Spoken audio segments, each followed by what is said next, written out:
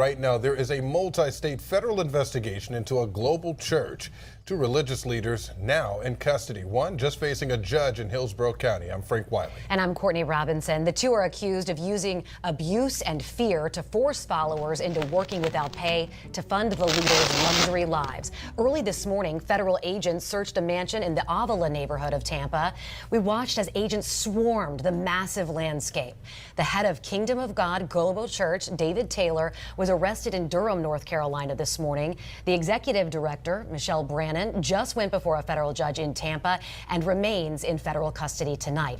Prosecutors say the two ran a nationwide operation soliciting donations worth tens of millions and lavishing themselves with homes and cars. We have live team coverage of the massive investigation, starting with 10 Tampa Bay News reporter Eric Glasser live outside the exclusive Avila neighborhood. Yeah, Eric, neighbors waking up to the FBI presence there this morning. Yeah, Frank, that's right. They tell me that at about 6 o'clock this morning, they could hear helicopters buzzing overhead and then the sounds of a small army of law enforcement, including sheriff's deputies and the FBI. Nothing good. That's all I can say. Neighbors like Sheila Malden say they were immediately concerned. Police and federal agents swarming the 32,000 square foot mansion belonging to the Michigan-based Kingdom of God Global Church. Its leader, a controversial, some say cult-like figure, 53-year-old David Taylor. We always kind of thought there were strange happenings, but nobody ever really knew anything. Federal prosecutors say Taylor and 56-year-old Michelle Brannon used their ministry to run a nationwide operation that looked more like human trafficking. According to the indictment, the pair forced victims to staff call centers in Michigan, Texas, Missouri, and Florida, raising money around the clock, an estimated $50 million since 2014, paying for luxury homes, cars, and more. Sometimes you'd see buses pulling in, which seemed really odd. Prosecutors say those who fell short of donation goals were punished with food restrictions, humiliation, even threats of eternal damnation. Taylor, they say, used his followers as personal servants, controlling where they lived, requiring some to transport women to him and provide emergency contraceptives. Well, you know, I guess when you think that kids are running from the house, I guess your first thought is there any sort of human trafficking going on there, but, who knows? Taylor was arrested in North Carolina. Brannon was taken into custody in Tampa. Both face charges that could put them behind bars for decades. I mean, again, for somebody who can afford to live in there in that kind of house and you're a pastor of a church, just that's the first red flag. And tonight, the FBI says it's still looking for more potential victims that are connected somehow with this organization. If you have any information about this case, you're asked to contact the FBI. Reporting live in Tampa, Eric Glasser, 10 Tampa Bay News. Industry leaders for allegedly running a forced labor and money laundering scheme with ties here in Michigan. Welcome to CBS News Detroit at 5. I'm Terrence Friday. I'm Shayna Humphreys. The FBI had a team in Taylor today as part of a nationwide takedown of the Kingdom of God Global Church in Texas, Missouri, Florida, and Michigan. CBS News Detroit's Veronica Ortega joins us live in Taylor with more on the investigation. Shayna, Terrence, more than 10 years ago, David E. Taylor opened up his first church and call center here in Taylor, Michigan. The founder, along with his executive director, Michelle Brannon, were arrested today in North Carolina and Florida, while their headquarters behind me was getting raided by the FBI. The organization, formerly known as Joshua Media Ministries International, has been described by some former members as a lifesaver. This ministry changed my life, and I've witnessed so many people come off the streets. I've witnessed so many people just get delivered from drugs. I've seen so many people stop hating people. These workers at the office building next door call it something else. They say he runs a little cult over there. Those windows are always covered. We don't see much action over there at all whatsoever. The 23-page indictment issued by a federal grand jury in the Eastern District of Michigan outlines the allegations against David E. Taylor and Michelle Brannon, including recruiting people to work at the call center unpaid. My understanding was people voluntarily come here, and they don't have to be here. Since 2014, the organization received $50 million in donations, all of it apparently used to fund the luxury lifestyle of the church leaders. These documents state that if workers didn't make their daily quota, they were allegedly punished both physically and mentally, including humiliation, sleep deprivation, and forced repentance. I used to be a part of this ministry. I walked away because I wanted to. I wasn't forced. Nobody forced me to be here. Another accusation is that the founder enlisted armor bearers to act as his personal servants. They would allegedly transport women from ministry houses to Taylor's location and ensure those women took Plan B emergency contraceptive. Yeah, he's just a womanizer. Despite the allegations and possible prison time, at least one former church member is standing by the leaders and his beliefs. That's if Father God allows that. Ain't nobody gonna make him do nothing that Father God don't allow. Now the FBI is still here on scene. They can be seen coming in and out of this building behind me, loading evidence into the truck. They've been here all day long. Meanwhile, Taylor and Brannon have been charged with conspiracy to commit forced labor, and money laundering conspiracy. Each charge, if convicted, carries a sentence of up to 20 years in prison. In Taylor, Veronica Ortega, CBS News, Detroit. Very concerning. I got a feeling we're going to be hearing a lot more about this. Yeah. Veronica, thank you. Begin tonight with that massive multi-state church raid affecting a congregation here in Metro Detroit. Welcome to 7 News Detroit at 6. I'm Carolyn Clifford. And I'm Mike Duffy. Thank you for joining us. Now, this is a story that we've been following all day long. Today, the feds raided a ministry in Taylor, and that's not all. The FBI also raided churches in North Carolina, Texas, Florida, and Missouri. The faith leaders were also arrested in North Carolina and Florida and are now facing charges of forced labor and money laundering. 7 News Detroit reporter Randy Wimbley is getting reaction from one of their supporters and listening to a human trafficking survivor about the allegations against those ministry leaders. The feds equated the ministry leaders here to human traffickers involved in human exploitation. According to the indictment, David Taylor calls himself an apostle and Jesus' best friend. Investigators say he used his influence to manipulate his followers. Joshua Media Ministries International Center in Taylor raided. Its founder and leader, David Taylor, indicted on federal charges. Supporters like this man, who goes by the name Ricky, stunned. Why would you guys just do this to a ministry that's doing nothing but helping society? The U.S. Attorney's Office says Taylor, along with his executive assistant, Michelle Brannon, seen here on the ministry's website, used physical and psychological abuse to force victims to raise about $50 million in donations. The feds say Taylor and Brannon forced their alleged victims to work without pay at their call centers located at the church in Taylor, as well as Missouri, Florida, and Texas. The indictment says some of them slept in the call center facilities or in a ministry house, and Taylor and Brannon did not permit them to leave without permission. Ricky does not buy it. I used to be a part of this ministry. I walked away because I wanted to. I wasn't forced. Nobody forced me to be here. Taylor and Brannon are said to have controlled every aspect of their alleged victims' lives. Investigators say those who did not meet fundraising goals or disobeyed orders were publicly humiliated, deprived of sleep, physically assaulted, and threatened with divine judgment. The fear that was put into these people. Irene Faziani is a human trafficking survivor who now works with Sanctum House that provides support for trafficking victims. Karen Moore is the organization's executive director. They challenge them with, spiritual deprivation also. So just the depravity and the inhumaneness and of people of faith, of supposed people of faith. Taylor was arrested in North Carolina, Brannon in Florida. A Joshua Media Ministry Center in Houston was also raided Wednesday. The indictment alleges other church volunteers worked without pay as Taylor's armor bearers, and that he demanded they transport women from ministry houses and airports to his location and ensure the women took Plan B emergency contraceptives. Taylor and Brannon are charged with forced labor, conspiracy to commit forced labor, and conspiracy to commit money laundering. Each of those charges carry a penalty of up to 20 years in prison. I'm Randy Wimbley, 7 News Detroit.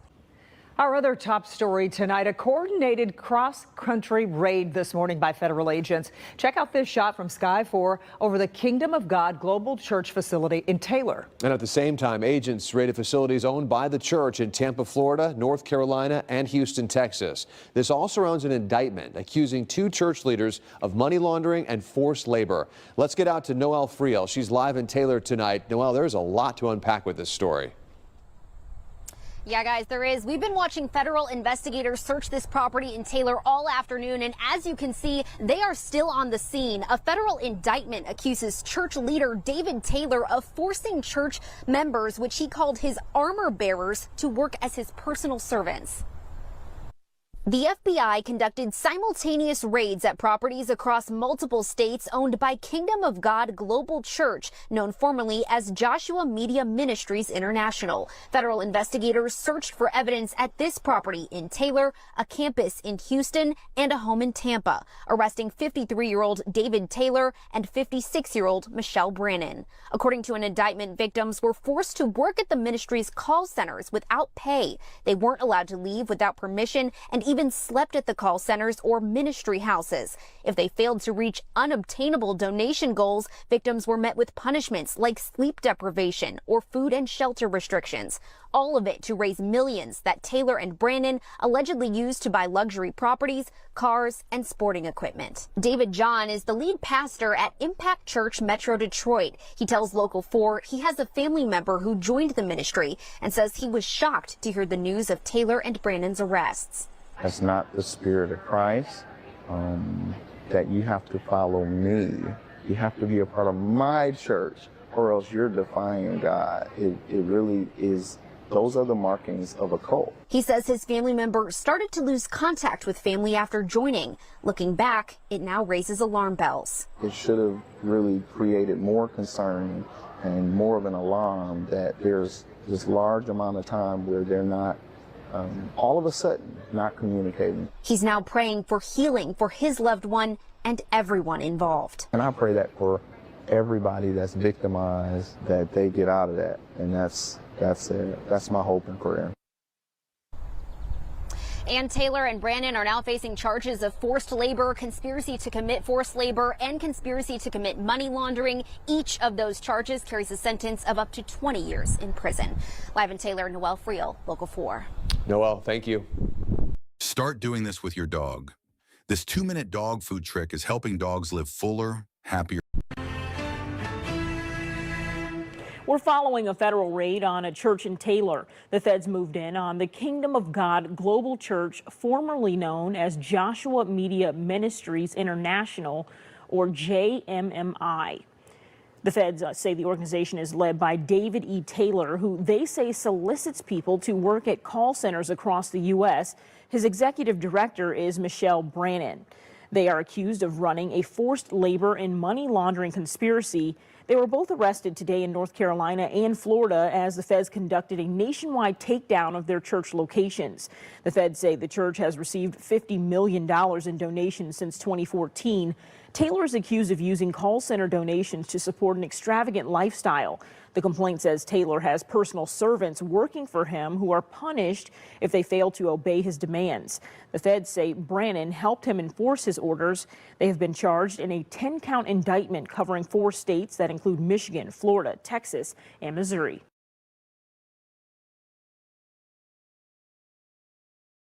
Alleged forced labor and money laundering ring that has ties to Houston. The FBI raiding several ministry properties today in several states. It is all apparently linked to a so-called religious organization accused of abusing workers to solicit tens of millions of dollars in donations and controlling their every move. One of the locations is along the North Freeway in North Harris County. Orko Manna joins us now live. Orko, people who work nearby are telling you they've seen some strange activity there. Yeah, Mia, an employee of a nearby store tells me that they noticed some red flags for a while about what was going on inside this building, such as people being afraid of being seen through the windows. The Department of Justice says the organization that operates this property used it as part of a fraud scheme, a forced labor conspiracy. The FBI still out here tonight as part of this nationwide takedown.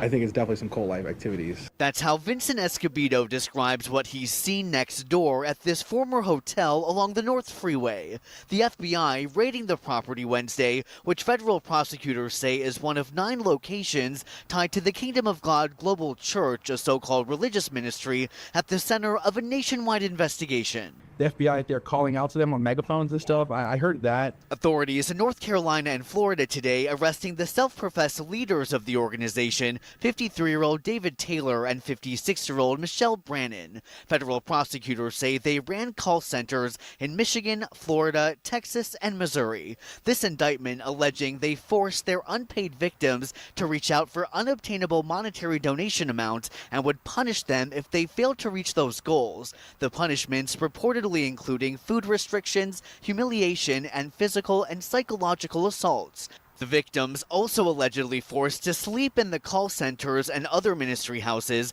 and unable to leave without permission, something Escobedo says he believes he saw. So just kind of weird stuff. Seeing people from the window and like whenever you notice them back to kind of like look away or get away from the window, that's definitely odd. I never really saw anyone actually leave the place. Federal prosecutors say the scheme pulled in $50 million in donations since 2014. A lot of that money allegedly spent on luxury properties, luxury vehicles, boats, jet skis, and ATVs. Now, Taylor and Brannon are charged with forced labor, conspiracy to commit forced labor, and money laundering conspiracy. If convicted, they could both spend up to 20 years in prison on each of those major charges. Reporting live tonight from North Harris County, Orko Manna, KHOU 11 News. Some very serious accusations there. Orko Manna tonight, thank you. The video you'll only see on West 2. Federal agents surrounded an Ocala home today as part of an indictment against 2 church leaders with Florida ties. Yeah, this investigation surrounds allegations of forced labor and also money laundering. West 2's Luana Munoz live in studio right now. And Luana, what exactly do we know so far? Well, what we know, Summer, is that the Department of Justice claims that David Taylor and Michelle Brannon victimized 8 people in Michigan, Florida, Texas, and Missouri. Exclusive video from Chopper 2 shows federal agents at the couple's home today in the Ocala area. It's one of several properties involved in the raid across 4 states. There's also an address in Tampa's affluent Avila neighborhood that's connected. The indictment alleges that Taylor and Brannon are the leaders of Kingdom of God Global Church, formerly known as Joshua Media Ministries International. Federal prosecutors say the organization ran a call center that solicited donations for the church daily. The indictment says the 2 forced their victims to work at their call centers and to work as Taylor's personal servants who worked for him round the clock. Well, Taylor and Brannon allegedly controlled every aspect of the daily lives of their victims. The FBI says that included forcing them to sleep at their facilities and not letting them leave without permission. The 2 were arrested in North Carolina and Florida. Jesse, Summer, back to you. This is the Regina Sweet Cherry Sapling. Plant it now and harvest your own cherries this May. Charges tonight. They're at the center of what investigators are calling a multi-million-dollar conspiracy involving money laundering, forced labor, and abuse. This follows multiple FBI raids this morning, including at a home in the affluent Avila neighborhood in Hillsborough County. This was part of a nationwide takedown. Fox 13 is covering this investigation from multiple angles. Our Kylie Jones is at the federal courthouse in Tampa, diving deeper into the church and its leaders. But we begin with Aaron Mesmer live in Avila with more on the raid and reaction from neighbors. Aaron. Yeah, Haley, and these neighbors were absolutely stunned by what went on this morning. Neighbors in this community, they woke up to helicopters and FBI agents raiding a home in Avila. And once they found out why those federal agents were there, it was even more surprising. Some of you say, I don't have 100,000, but you have 20,000. You have 50,000 here, or you have 10,000. That's video of David Taylor asking viewers to send money to his church. Federal authorities now say Taylor used donations to fund an extravagant lifestyle that included this massive mansion in Tampa's affluent Avila community. FBI agents raided the home Wednesday morning. It's very surprising to hear that type of thing was going on again right in your backyard. It's unclear what authorities took from the home. This view from Skyfox shows several cars lined up with gift bows on top. Neighbors say the 10-bedroom, 10.5-bathroom, 28,000 square foot mansion is one of the largest in Avila. Because everyone's like, how could a pastor afford to live in a house like that? According to the 23-page federal indictment, this house is one of several properties throughout the country purchased by Taylor's Kingdom of God Global Church. He's the pastor and referred to himself as an apostle, according to court documents. The indictment alleges Taylor recruited people to work at call centers, referring to them as armor bearers. Investigators say they were his, quote, personal servants who fulfilled Taylor's demands around the clock and were never paid. Taylor and Executive Director Michelle Brannon are accused of controlling nearly every aspect of the workers' lives, cutting them off from family and forcing them to take contraceptives. Human trafficking advocates say it's a devastating situation. And you really had every aspect of human trafficking. You had individuals who were, brought to a facility that they couldn't leave. They weren't being paid. They had production goals that they had to meet. And authorities say if the workers failed to reach Taylor's monetary goals, they faced punishment, including public humiliation, food and shelter restrictions, sleep deprivations, and physical and psychological abuse. The Crisis Center of Tampa Bay's CEO says these victims will likely face a long recovery. She says there's another lesson every community can learn from this. This can happen in one of our most affluent zip codes in Hillsborough County. It can happen in your backyard. It can happen in my backyard. As for the folks who lived with alleged human trafficking, fraud, and money laundering happening in their backyards. I hope it's not true, but if it is, he deserves everything he's going to get. And there was also what appeared to be a federal command center set up just... Religious leaders have been arrested and they're now facing federal charges. They're accused of using a religious ministry to cover up what the feds say was really a forced labor and money laundering conspiracy that was operating out of cities around the country. The DOJ says one of those places they were operating out of was here in Tampa. And a 23-page indictment includes some disturbing allegations dating back more than a decade. In this indictment, David Taylor led the Kingdom of Media Ministries. Michelle Brannon is the executive director, helping Taylor carry out what the DOJ calls a forced labor organization. Taylor calls himself apostle and Jesus's best friend. He claims he's had multiple face-to-face encounters with God, and that God has given him the keys to the kingdom on earth. The indictment alleges Taylor opened up call centers in different states, including Missouri, Texas, and Florida. It says Taylor recruited people from across the country to work these call centers. They were instructed to make specific numbers of calls or raise a certain amount of money, but they were working for free. The Kingdom of God Global Church received millions of dollars in donations every year, but the feds say Taylor used that money to support a, quote, extravagant lifestyle, funding residences, flights, personal cars, and other luxurious purchases like boats and jet skis. Court documents say Taylor also recruits people to work as armor bearers, what the DOJ calls personal servants, providing him food, transportation, and housekeeping. The indictment says these armor bearers would also be in charge of bringing women from ministry houses, airports, and other locations to Taylor. They also allegedly made sure these women took emergency contraceptives. According to the indictment, Taylor made the rules and Brannon enforced them. The DOJ says Taylor was arrested in North Carolina and Brannon was arrested here in Tampa. We'll have the full story and all the details. The reason that your scissors do this.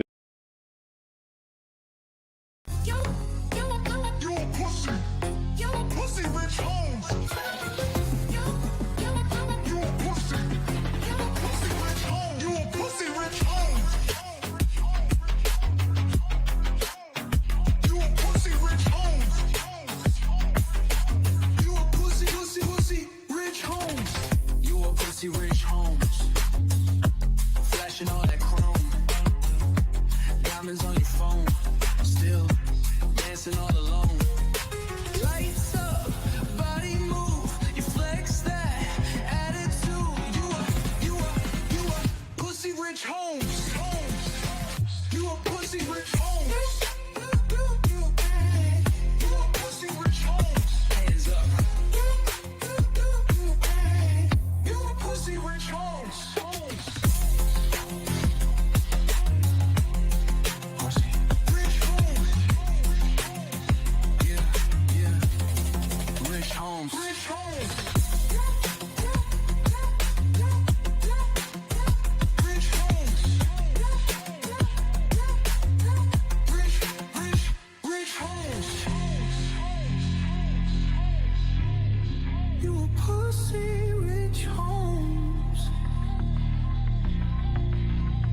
Rich Holmes.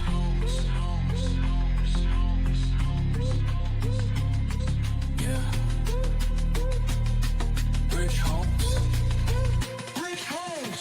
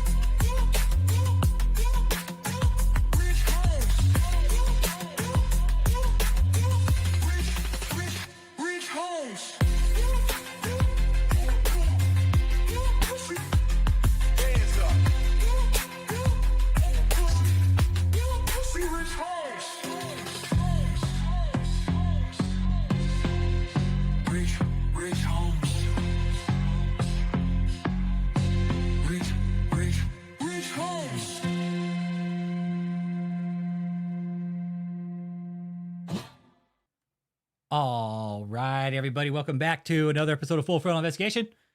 I will be your host, you a pussy Rich Holmes. I'll never forget that night, man. Never in my entire life. What we're going to talk about tonight, and I want the members to listen up that are still there, okay? Check this out, man. All right. Listen up real close. All right. This is very important. And this is, you guys think the feds just showed up for no reason, right? All right. And you guys are putting out these anti-fucking government videos saying, oh, they abused us and they did this and that to us. Oh, they showed up with guns. That's typically what happens when they find out you have firearms of high velocity and high-powered rifles, okay? Typically, the feds will show up like that in force. For one guy, they show up with 10. For 10, they show up with 100. You get the drift.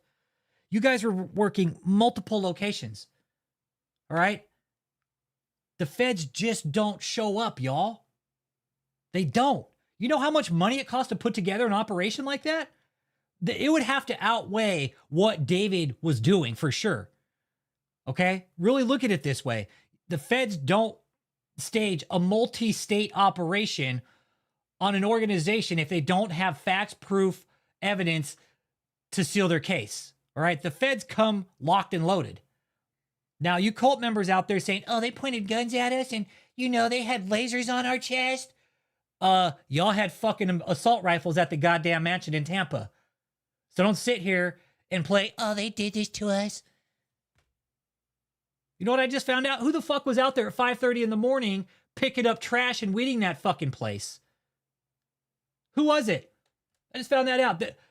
A half an hour before the raid hit, people came in from doing their fucking slave work, basically, for not making their money.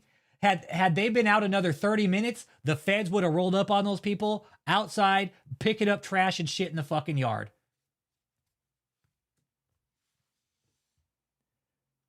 Exactly. You cult members that are still there. You guys really don't understand the type of man hours and manpower that goes into an operation like this. Yeah, they're all naked too inside, so there's that, okay? Yeah, they're all naked. They're all naked, everybody, okay? Anyways. And they're all naked. The ones who stayed anyways are naked. Let's talk about just the financial cost of a raid like this. Multiple agencies, multiple states. You had gas for the vehicles, the helicopters. I mean, those guys are getting paid. What else is there? You have the actual the field timing, the investigation. They're still doing work on this organization, on this cult, because there's so much evidence against this place. More's going to come out. Hey, what up, Louie Lou? Blood in, blood out. So when the feds show up, right, and check this out, y'all. Hey, cult members, like, check this out, right? The feds showed up twice to Kathleen's. Let that sink in. They showed up twice to her house. Did they show up twice to any other house? What does that tell you? They showed up twice to her house. Third time she turned herself in. Okay. Hey, Zella, how you doing?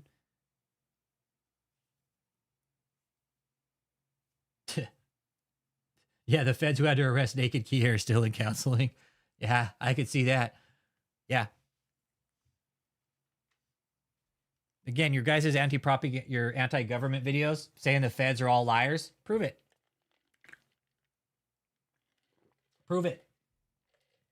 You guys have yet to address any of the allegations that have been brought up in the indictments. All you're doing is saying it's all a lie. Everything's a lie, or it's planted. It's not true. Well, what is it going to take? But let's go over some common sense questions here, cult members. The feds found David's phone. Okay. Did anybody have access to David E. Taylor's phones prior to the raid at any fucking time? Anybody? Did anybody have the passcodes to his 3 phones plus the 6 in the safe? That's a serious question. That is a basic common knowledge question. Did anybody have access to his phones and the ones in the safe? No. Okay, there's a first common sense question. Who did? Who had access to David's phones? You guys are probably like, well, no one. You're okay, there, right? No one had access to David's phones. So who put all that shit in there? Was it Kia? Michelle? Joseph? Joseph, did you put all that shit in David's phone for the feds to find?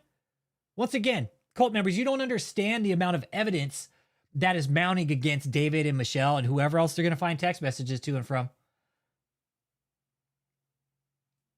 This is a serious... Let me just go ahead and minimize this. We'll just chat here. This is a serious deal what David did, okay? This is a serious deal.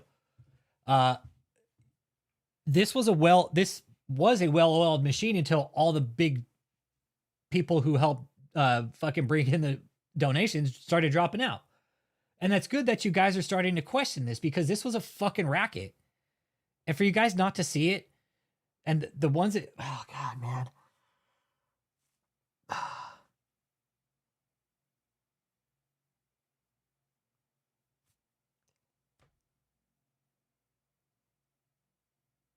Let me just tell everybody something here. Hey, what up, Interspace Alchemist? How you doing? Good day, mate. Let's put another... Good day, mate. Let's put another shrimp on the barbie. Sorry, I froze up. I don't know why it does that. We should always ask questions, okay?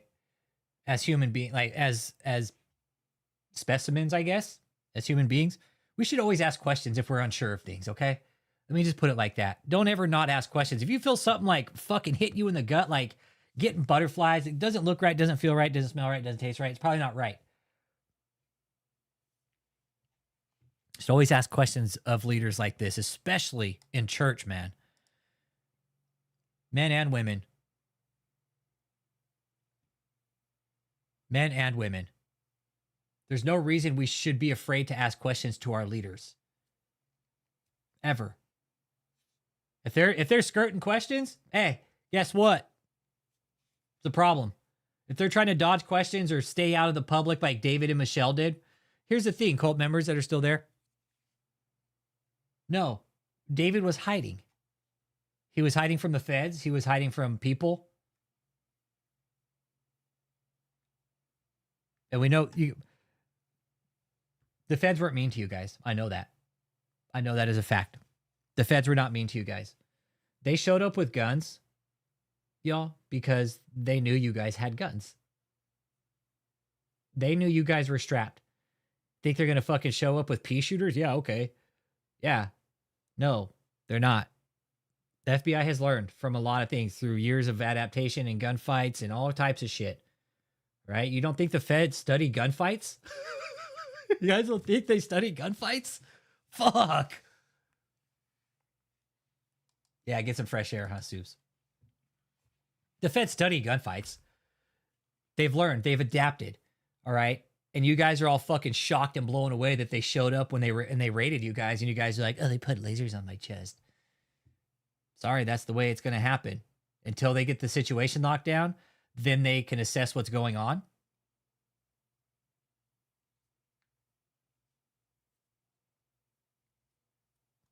Why won't they show Michelle fold for her to get all sentence? Michelle's going to fold. She already has. She already has. Michelle's already folding. She's probably already state's witness and shit. That's why she's getting away with violating her bond, is she's fucking State's witness.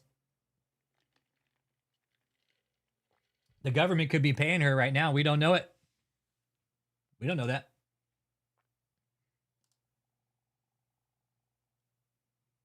Yeah, right. Well, I don't know.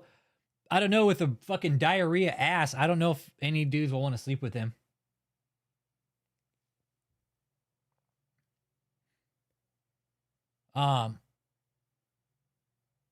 All the members, man, you guys got to get out.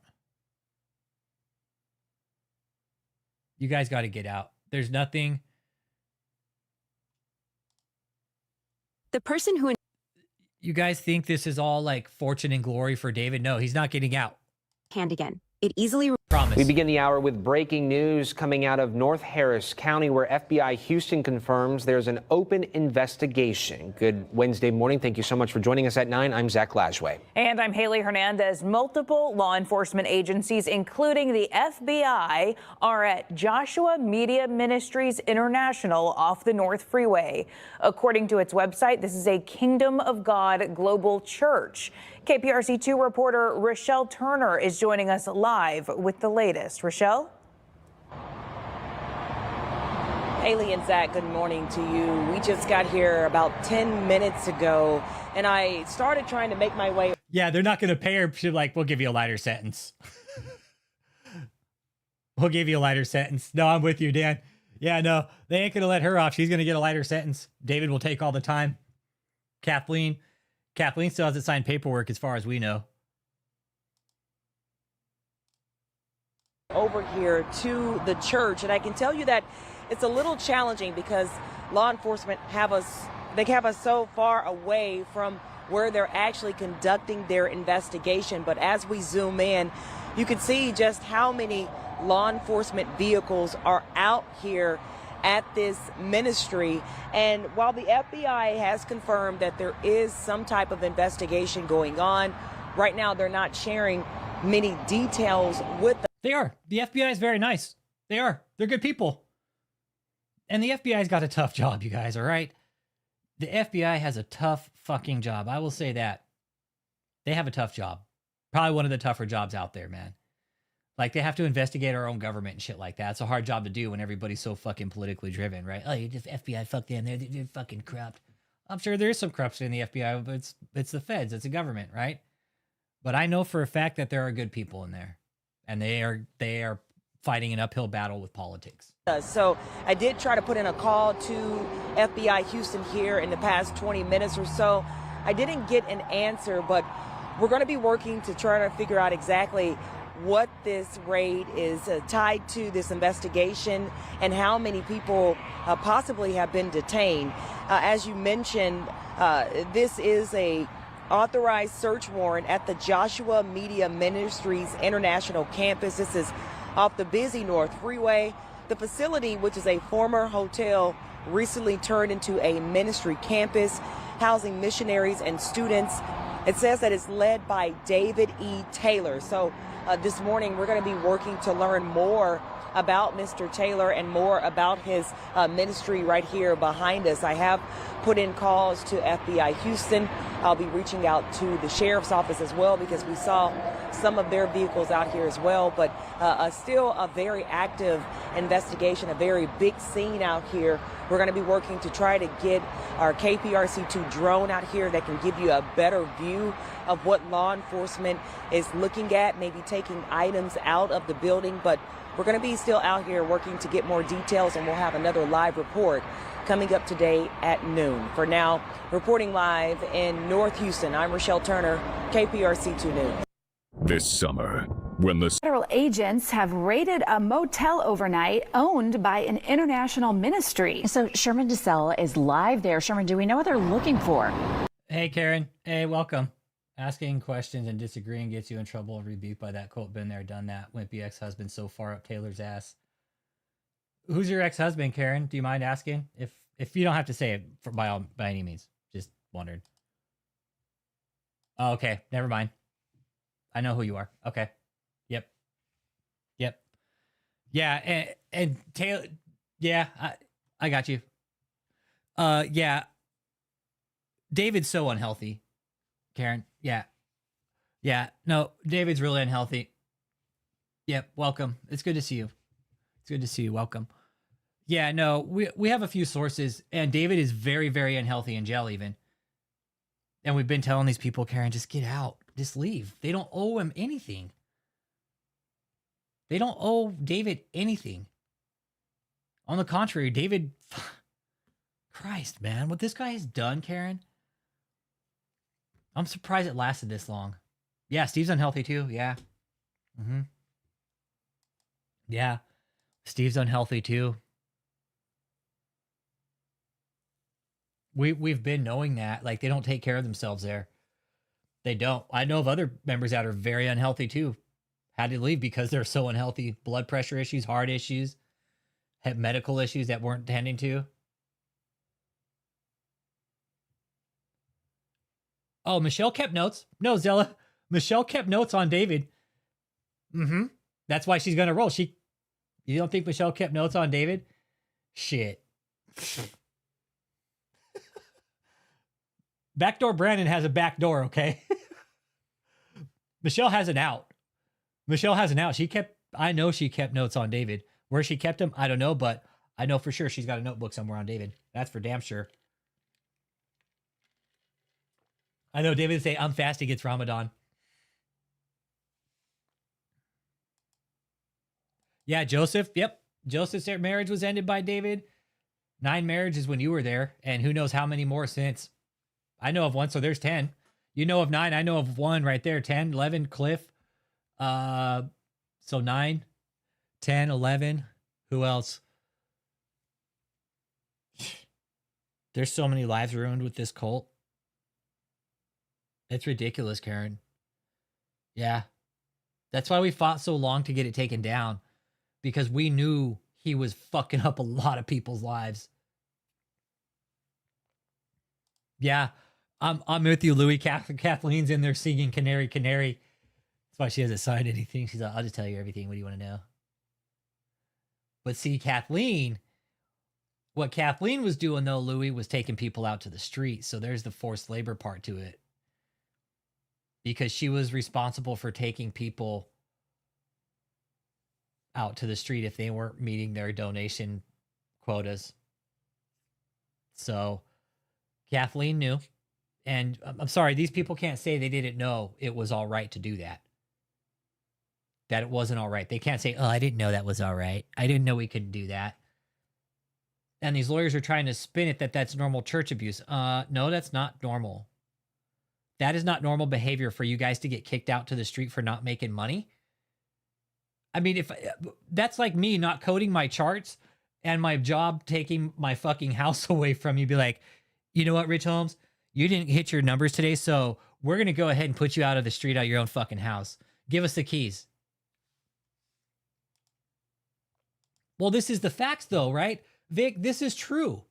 Oh, I know Kathleen's a bitch too, Karen. Yeah, I know Kathleen's not very nice. Mm-hmm. Yeah, the cult's in here. We're spitting the facts out for you guys. The feds were very nice. We know that. We know that Joseph was very brilliant in inserting himself into the dynamics of human. That's probably like the best thing that's happened on the channel.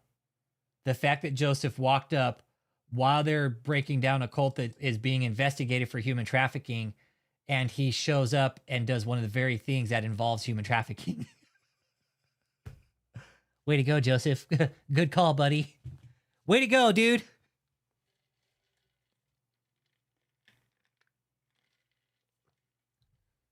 She was smart enough to document David's dealings to help save her ass if needed.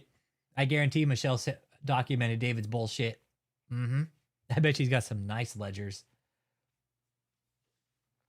I'll bet Michelle's got some nice ledgers. Numbers, people, names, addresses. Michelle left a back door. She's that's the only thing I could leave because I had my uterus removed.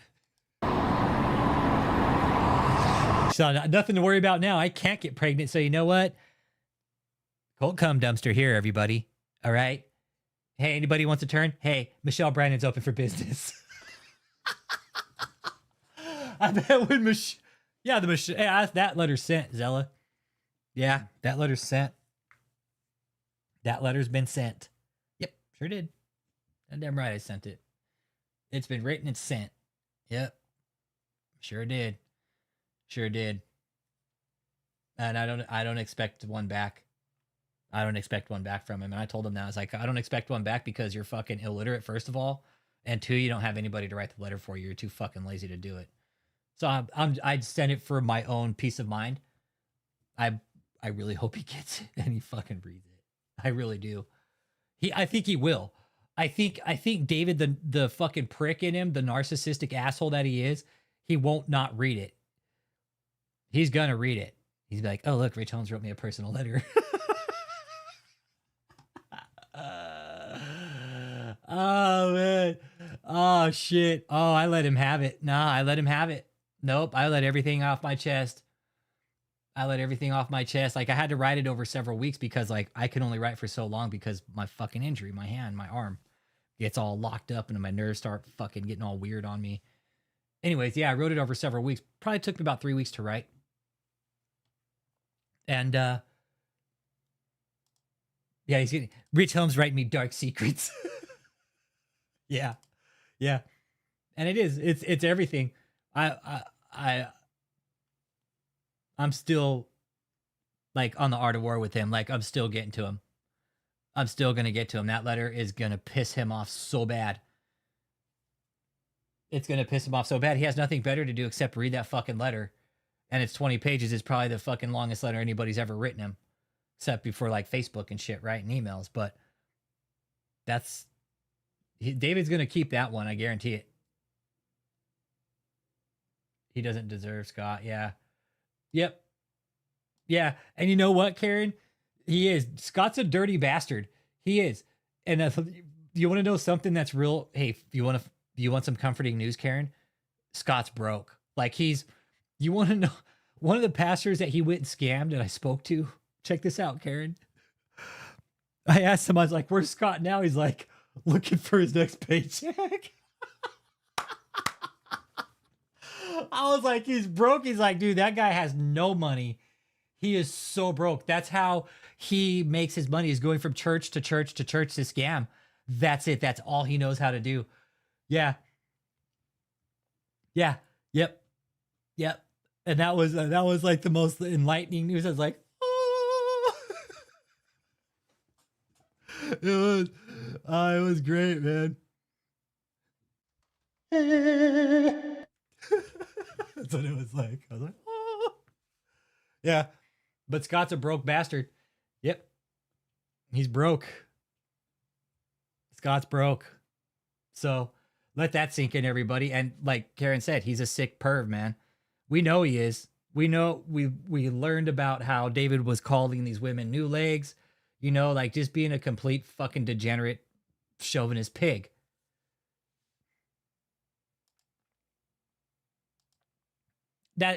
Kim, right? Art of War, right? What's one way you get to somebody that you can't get to, right? With David, it's all mind control. I have to play his game back at him, but I'm better at it. David forgot that I was a Jedi, and you can't use mind control on a Jedi, David. All the cult members out there, seriously, I'm a Jedi. You can't use mind control on a Jedi. It doesn't work, all right? Hey, what's up, Matt Moore? How you doing, man?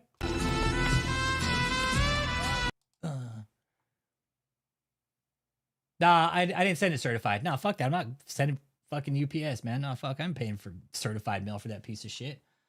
Stamp that fucker and address it. No. Nope. I sent it just regular mail. I sent it snail mail. Nope. Old school mail. No, sent that shit snail mail.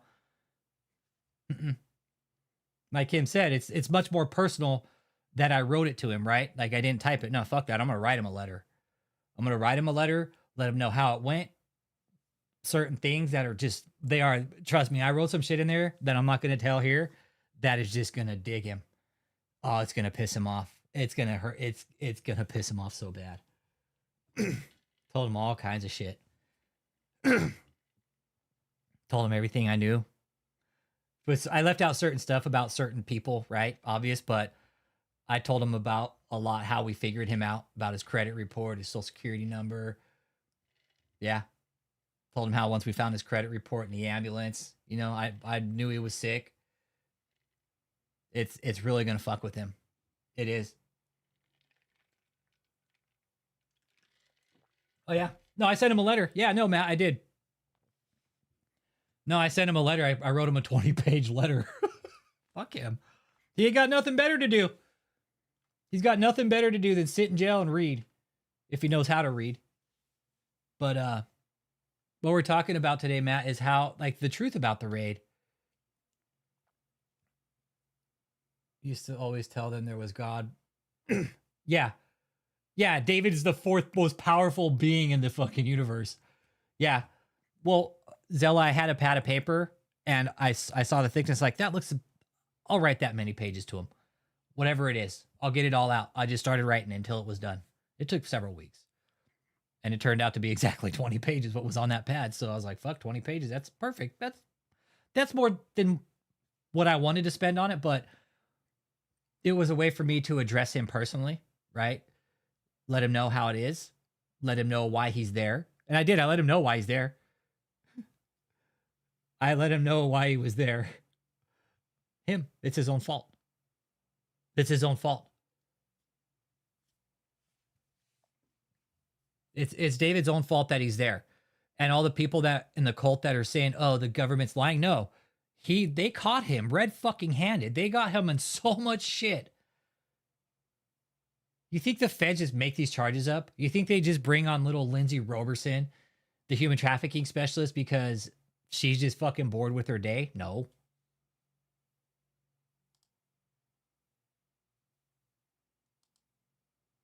Yeah. They're like, here, well, let us read this for you, okay? He's not going to want to let other inmates read this letter, that's for sure. No, he ain't going to want to. Yeah, Nope. Nope. Nope.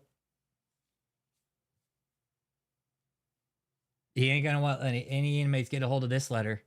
No, sir.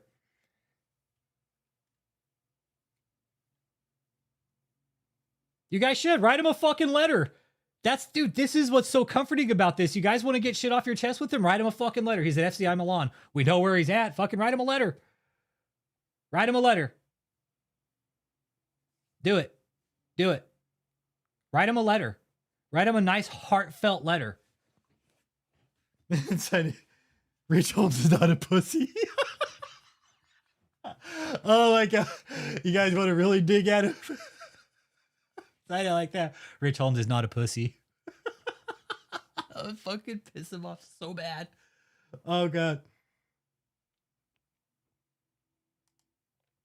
Oh, I do too, Karen. Well, Karen, here's the thing. Like, few birdies flew in a few weeks ago and were telling me about David's behavior in jail. Okay. And David has made a complete ass of himself. First of all, he's just being a complete shit. He's definitely not being a model inmate, that's for sure. He's acting hard, and inmates don't like that. Neither do the jail guards. Second of all, Karen, he's going through a severe opiate detox, an opioid detox. David has been eating fucking pills for the last 15 fucking years. On top of that, of his health conditions, his heart conditions, his diabetes.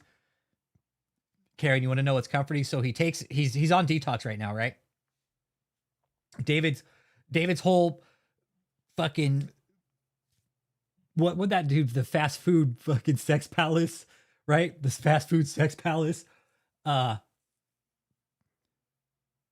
that all that stopped, Karen, right? And he's on diuretics and diabetic medication. He's literally gone almost incontinent. Like he can't even stop shitting himself. So when you sleep at night, like just not only David is he in an uncomfortable situation, complete culture shock for him, but he's got the shits at the same time. He's in jail. He's lost all privacy, right? And on top of that, he's got fucking severe diarrhea because he was such a fucking gluttonous slob his whole life and didn't take care of himself. And now he's going through detox plus his health. He did. This is all David's fault. He chose to be unhealthy. This is nobody's fault but David's. Exactly. He chose to be unhealthy. And it's going to take a toll on him. Eventually, the major depression will hit in, just like the fiend said, right? When you come off narcotics, right? The depression sets in. Fried ham and cheese, baked beans. No wonder that guy shit his pants so much. The fast food sex palace. Oh, okay. So that gut that he had, what my little bird told me. Check this out. We wouldn't recognize David, y'all. Okay? That little bird told me, man. Confirmed. No, confirmed, Frank. Little bird confirmed. Yeah, no, little bird confirmed. And I was confirming afterwards because I had questions about the length of the withdrawal, but then I started talking to some substance abuse specialists, and they're like, that ain't nothing. A year? I've seen go longer. Yeah, confirmed. He was on opiates, bro. For sure. I knew he was, bro. Dude, I'm an addict. I'm an addict. I've been there. I've been as fucked up as David has. I mean, I've never eaten enough to fucking tranquilize a walrus, but, you know, again, I always say this. I'm not proud of it, but I'm not ashamed of it either. I can sit here and tell you guys about it. Looking from the outside in now as an addict, David was on some serious fucking uppers and downers, some shit that I would have tried. You would have, if whatever David was taking was good and you laid it on the table in front of me, fuck, without question. Yeah, I'll take it. Fuck yeah, let's get faded. That's just me. But to Frank, yeah. Yep, addicts have a tendency to overeat. Exactly.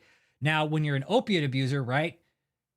Right? When you're abusing opioids, it also constipates you. You can't take a shit, all right? So David, like Cliff was saying, he was always constipated. Well, now we know why, because he's fucking abusing opiates, man. Yeah. Yep, addicts get addicted to anything, including food. Exactly. Yes. It's too easy. Louis Lou, that's the thing. Like, I am still an addict because I'm addicted to other shit other than drugs, bro. Yeah. It's just the way it works. Like, I like sugar, dude. That's sweet tea, dude. I love sweet tea. Right? I love my sweet tea, bro. I do. Love my sweet tooth.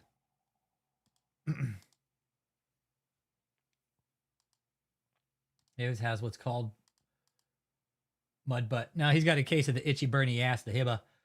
The itchy burny ass, man. So Karen went like just think about that. Like David is in the most uncomfortable situation of his life ever right now. And he's got chronic diarrhea because he didn't take care of himself all his life. And he's acting like an asshole to the staff. Okay. So he's definitely not making it. I was telling Chris Com about this, fucking ginger bro. I was telling Chris Com about this earlier, that about how David was threatening staff and shit like that. And Chris is like, dude, that doesn't make it good when you're saying. So I'm like, fuck no. Chris brought it up. He's like, dude, the judge looks at that stuff, right? Cult members that are in here. You know, David is acting like an asshole to the staff because he thinks he's better than everybody. And you know that only makes his case worse. Yeah. David always had skid marks in his underwear, man. And he used that as a method to control people. That's what's fucked up about it. Yeah, metformin? Yeah. Metformin. Yeah. Z7984. Yeah. Long-term use of oral hypoglycemic drugs. Yes. Sorry. There. That's the code for long-term metformin use, which is most likely in David's medical record. If he's on any kind of metformin, that'll be your code, Z7984. Long-term use of oral anti-hypoglycemic drugs. Fuck no, he ain't making friends inside. Hell no. Well, Karen, I don't know if he has pads anymore. That's the really cool thing about it. That's the really cool thing about it. I don't know if he can have pads anymore.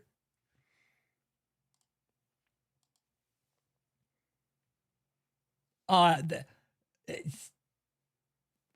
parasites in his body.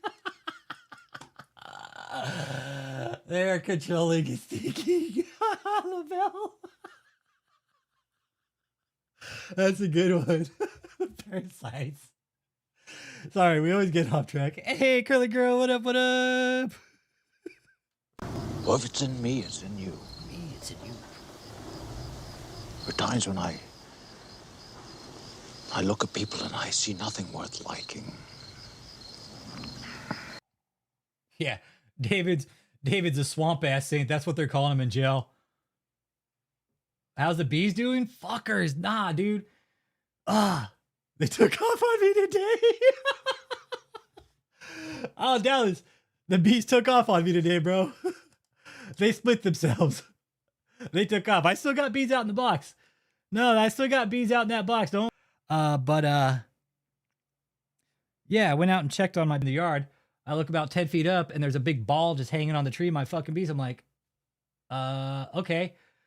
I still have more, dude. There's always bees, bro. Trust me. It's the natural split process, bro. Yeah. Yeah. It's just the way it is. And it's part of beekeeping, right? I did it through the VA, right? For mental health. And the part of beekeeping is to focus and work through the problem, right?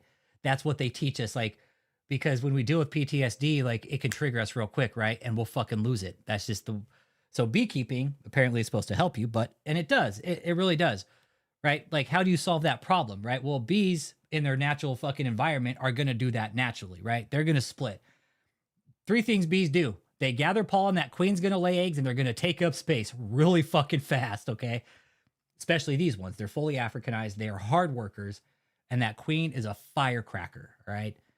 This colony that I have, off topic on bees, all right? This colony that I have is fully Africanized, everybody. All right, it's a full-blown Africanized colony. These girls are firecrackers, all right? They're fucking mean, and they give 2 fucks about what I think, okay? So I went in there yesterday to split them, right? Because I knew they were fucking exploding, right? We're getting into pollination season. I pulled out like 3-4 frames, right? By the time I got to the 4th frame, I pulled it out. I got 2 big-ass queen cells hanging on the bottom, right? We call those swarm cells. They're hanging on the bottom of the frames.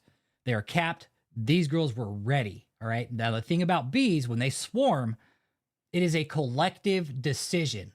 Let that sink in. It is a collective decision, okay? There's no changing that mind. When the bees make that decision to swarm, no man, machine, fucking bee is going to make them change that behavior. It's behavior.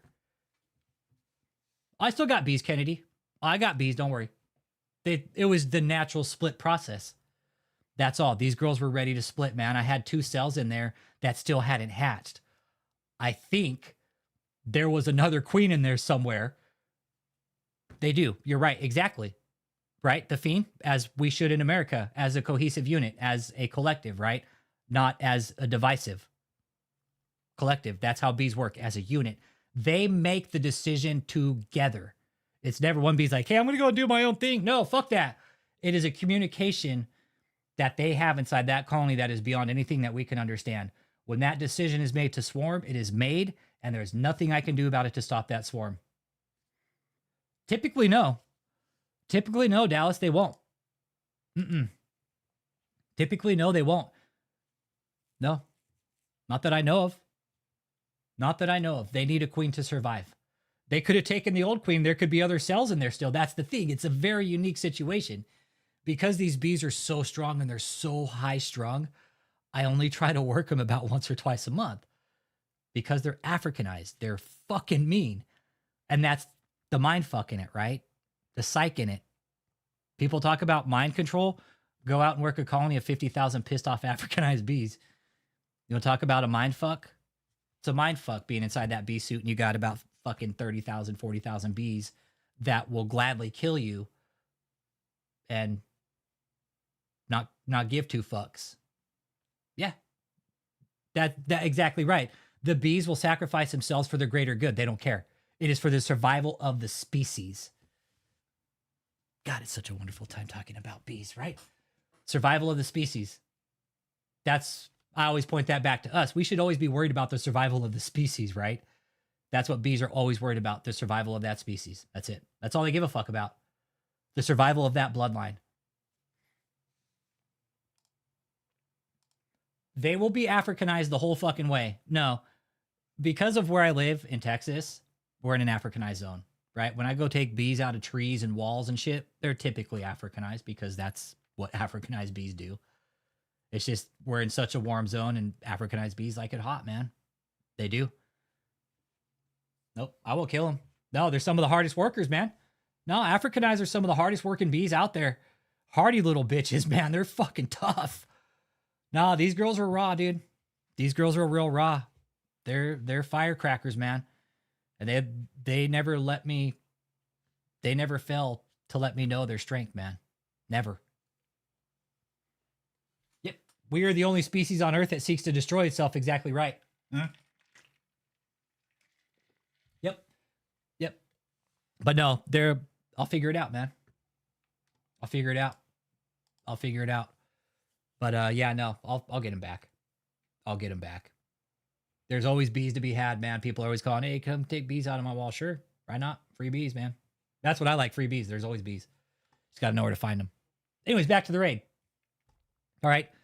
Like this community, we worked as a collective, right, to gather the information on David, because the one thing that David always did, right? The one thing that David always did was gather information on everybody else. So I was like, fuck, let's do that to him. Let's just gather all the information on him and just document it. So we did. That was why David made all the mistakes, right? And I put that in David's letter too, that it was easy for me to exploit his weaknesses, which was him being a fucking punk ass little bitch bully. That was easy. That was his weakness. And I told him that. I hope he shows it to his lawyer. Show it to your lawyer.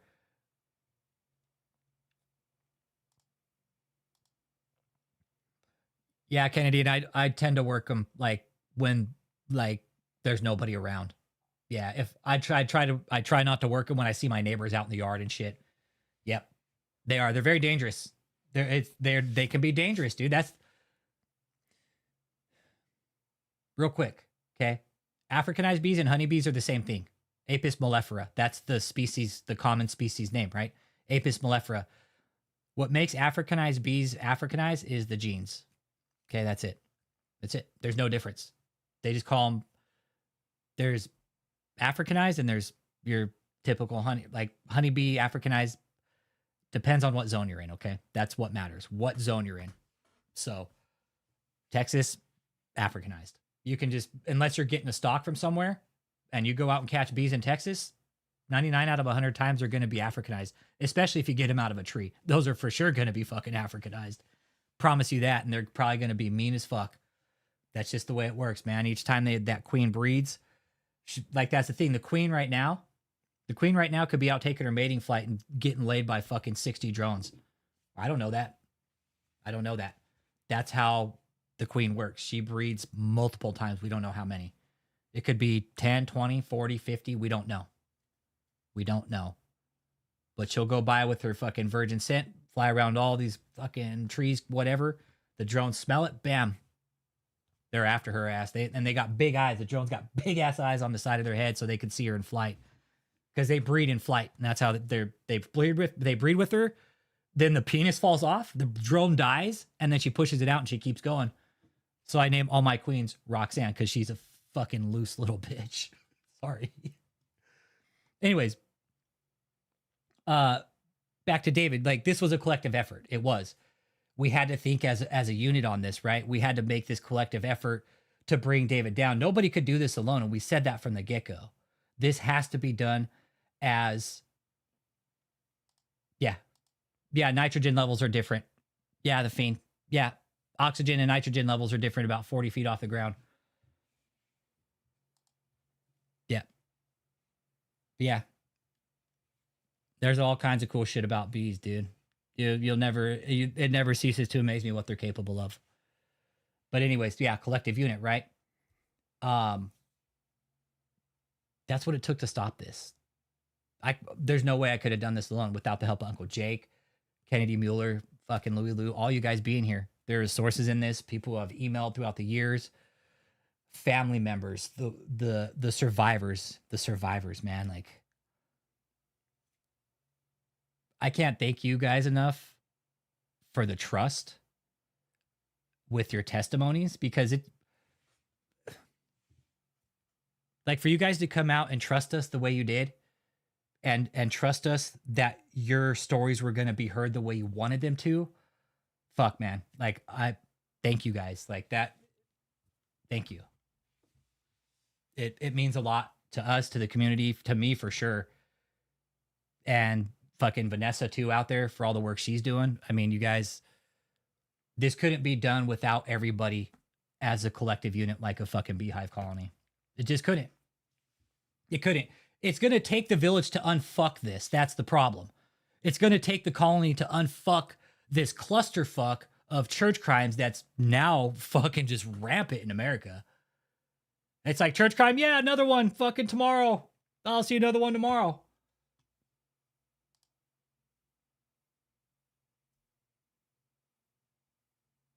Yeah. Yeah. We had to keep it going, man. Like the only way to stop it was to keep going, right? It wasn't going to stop without a constant chipping away, Kennedy. It is how do you eat a walrus? One bit at a time. Like I would never eat David, but if you were going to eat a walrus, right? You eat little piece at a time. You're not going to eat the whole fucking thing at one time, right? Little bits, pieces, right? Little bit of art of war in there too. Well, there's some other people that helped with a lot of stuff. There really was. And there were people who passed forward information that didn't want to be involved but wanted to help. And you know who you are. I'm not going to give out names, but you know who you are. And I will say that that information helped without a doubt. Without a doubt. There's so many different players in this that some of us don't know about. Like the Pussy Posse. Fuck. The whole Pussy Posse. There's a whole other world of scam fighters going on behind us too, you guys. I want you to know that. Yeah, David was getting a lot of sex, but low key, he was paying for it. Exactly. Yeah. Because David had to pay for his women. Exactly. David had to buy them all nice gifts and stuff in order for him to fucking give it up. And to all the members out there, Mile Church goes into colleges. Oh, it's highly illegal. Yeah, that's bullshit. That's where they started recruiting at. Yeah, fucking churches, that's bullshit. Nah, keep that shit out of school. No, church isn't for school. Nope. Nope, keep church out of school. You keep that. No, fuck that. Religion has no business in school at all. Period. Zero. That is a place to fucking learn. Church is for fucking family. You take that shit to fucking Sunday school. Nah, you leave church out of school. I am a firm believer in that. You keep church, all that shit out of school. Nope. Colleges, school, what the fuck ever. Keep them the fuck out. I'm sure people who are paying college tuition didn't go to college to get fucking recruited by a church. Nope. If there's a church at your college trying to recruit people, you tell them to fuck off. Seriously, don't let a church come onto your college campus and try to recruit you. If they do, it's more likely you're going to fall into a fucking cult. Yeah, no, that's what these cults do. They'll go to college campuses. Nope. Yep. Keep it out of our government, too. Keep church out of school and government. Keep that shit out. Well, we kind of can't because it's written into our fucking constitution. Yeah. Hey, what up, TTY? What up? We're talking about the lies about the raid. Propaganda that the cult is spilling about the raid, about how mean the feds were. They weren't mean. Yep.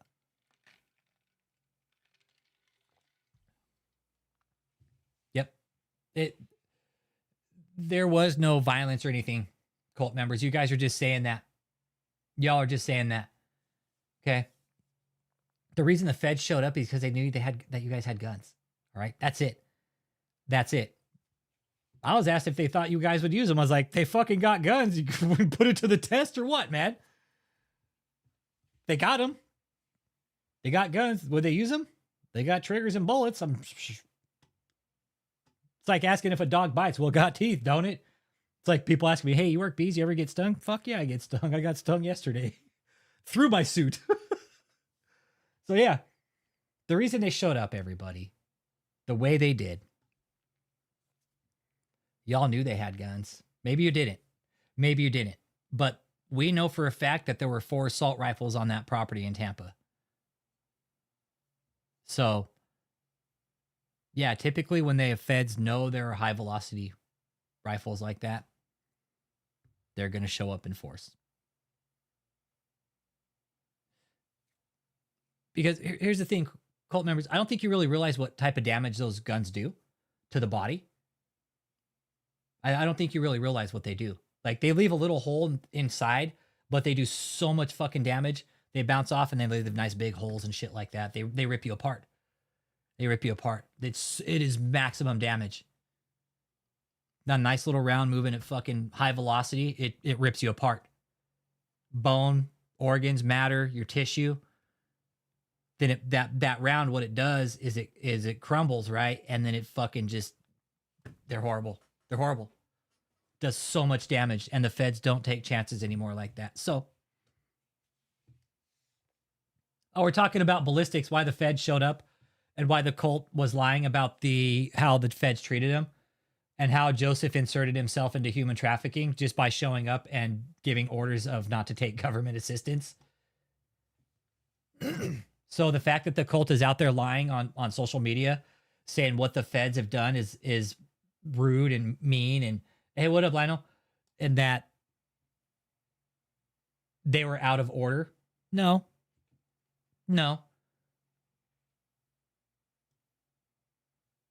Yep.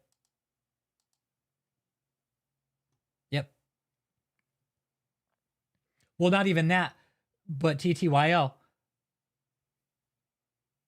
Oh, I know there is. Dallas. Yeah, I know. That's why I try not to get involved. Yeah. No, I'm with you. Yep. I try to keep care. Yeah, that's why I don't watch too much shit about politics. And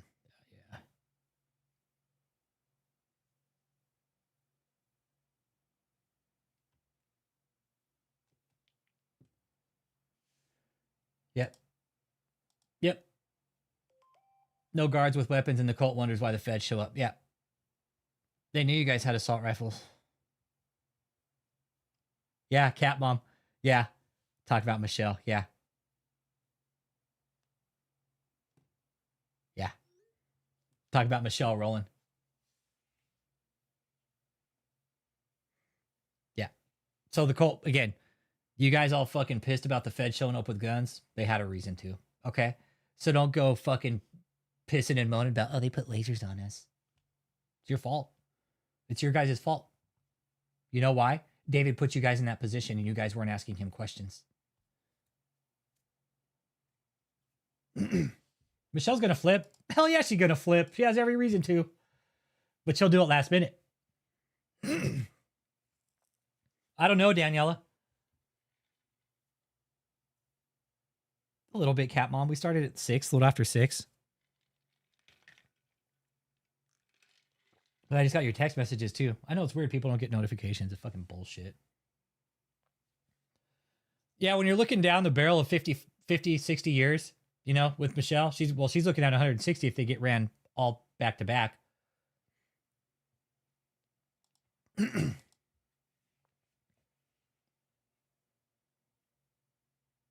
No, Joseph didn't carry a gun. I know who it was. There's a few. There's 3 that I know of. Yep, when the feds start leaning on her real hard, she'll flip. I know she already has. Yeah, Michelle will flip because you know why? Because Michelle's not going to spend the rest of her life in jail for David.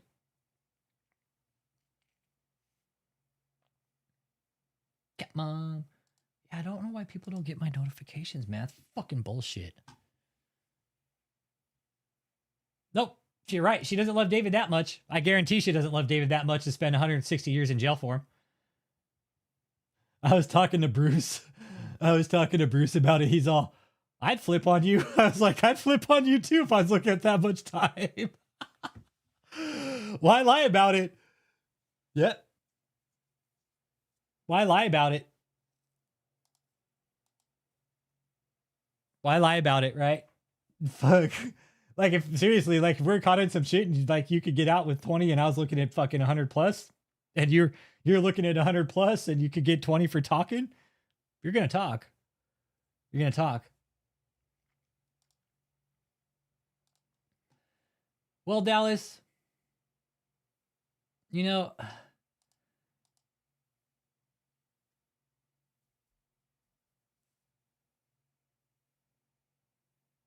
Joseph is somebody's brother.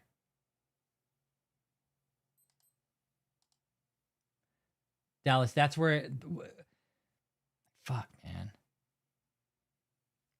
Like that's where it affected me, right? When I started talking to people who knew Joseph, and then somebody put it to me that he's somebody's brother, that's not Joseph, that's the brother, that's somebody's brother. Yeah. I've heard he's a really great guy, dude. Yes. Like Joseph, what I've heard is Joseph is actually a prankster, dude. Like he loves jokes, dude. And like I fucking love jokes, dude. Like fuck, I love pranks. Joseph, dude, come on, bro. Wake up, man. Joseph, you have brothers, dude. You have brothers. Go home. Dude, Joseph, I have brothers. You want to know why it had such an effect on me, Joseph? Is because I have brothers. And when somebody put it to me like that you're no longer Joseph to me, you're somebody's brother, dude. And I take that fucking serious. You have people who legitimately care about you, Joseph. You're smarter than this, dude. Go walk into the Fed office and to tell them you're fucking ready to deprogram. You did, Joseph. You just chose the wrong path. Joseph, you're smarter than this, dude. Walk away. Walk away, Joseph. You have so much fucking debt you have to worry about, too. Dude, those student loans, like, what? Joseph, come on, bro. Come on. Yeah, he's caught up with the wrong people. Joseph, you're better than this, dude. You have people who care about you. I know that for a fact. Know that for a fact, Joseph. You have people who care about you. Like I said, man, when people told me that you're a brother, you aren't Joseph to me anymore, dude. You're somebody's brother. You're somebody's brother, Joseph.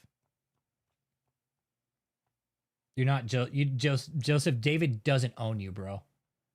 You don't owe that fucking piece of shit anything. What's he ever done? Just treat you like shit? If you don't get shit right, he yells and just fucking berates you. Got mad at you for for what I did? What does that tell you about him, Joseph? Seriously. The fact that David would take his anger out on you over me, that really tells you what kind of fucking piece of shit he is. Joseph, don't ever let that happen again, dude. Seriously.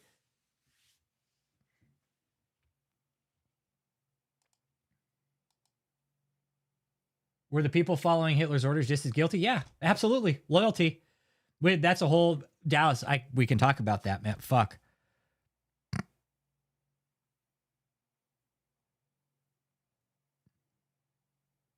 I mean, David was literally running a fucking mini Fourth Reich. Yeah. Yep. It's tragic what happens when you're in a cult for so long to good people.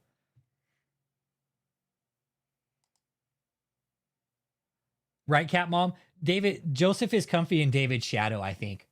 It's his comfort area. It's his comfort zone. Like, if he steps outside of that comfort zone, it really fucks with him. He's like, I'm not comfortable here. Yeah, Joseph followed David's orders. Joseph, you're going to get indicted. Mark my words, man. I keep telling you that every time we come on here. You're going to get indicted along with Kia if you guys don't fucking stop. Mm-hmm. Yeah. Sadly, Joseph is David's shadow. Yep. Yeah, sunk cost fallacy. They've been in there for so long. Like Joseph, he owes $100,000 in student loan debt. That's sunk cost. He has nothing. He has nothing, so he might as well stay there. Like, if he gets out, he has that $100,000 student loan debt he's got to worry about for the rest of his life.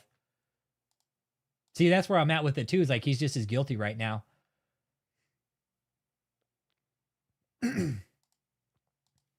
Yeah, that's the thing about it, Dave. Joseph, you really do realize that, right? You could walk into a normal Christian church and actually make a difference, dude.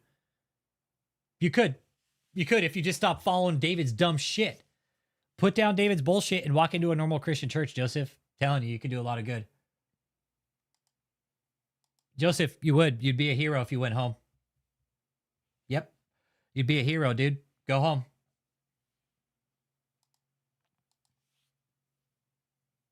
Yep. But right now, Joseph, you're just as guilty. You're still pushing the narrative. You better start asking questions, Joseph. Kia, cult members dropping in and out of here. You guys want to talk shit about how the feds raided you guys and they were such assholes to you? That's all a fucking lie. That's all a lie. They weren't jerks to you guys. We know that. Jesse came out and said it on multiple interviews. I know from other people too that they weren't mean to you guys. You guys are just trying to spin this narrative to make it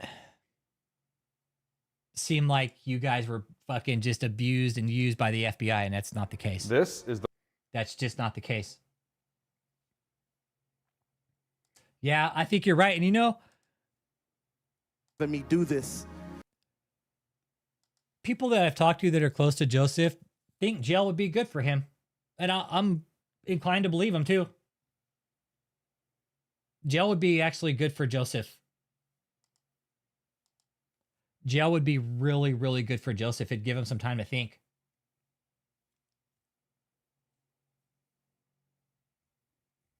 Yeah.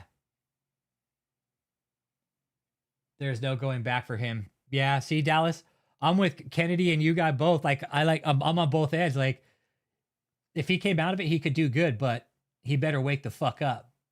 But I'm with you, Dallas. He's lathered in David's walrus oil, man.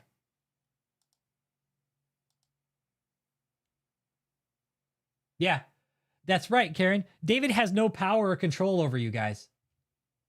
He has no power. Like, to the cancer and all this fear of death, to a Christian, that can be intimidating, right? Especially if you don't know better. But I know better. David was going to scare me with his fucking death threats, like his spiritual threats and shit. I do take the death threat serious, but this fat fuck, he ain't going to do anything to me. This service like this for a big reason. Let's watch it for a minute. Because we have to continue these schools along with the crusades. Right now, immediately, we need $490,000 just to cover expenses. And then above that, we need $1 million to continue this school. If I had 1,000 people. Watch him fucking blink right here. Watch.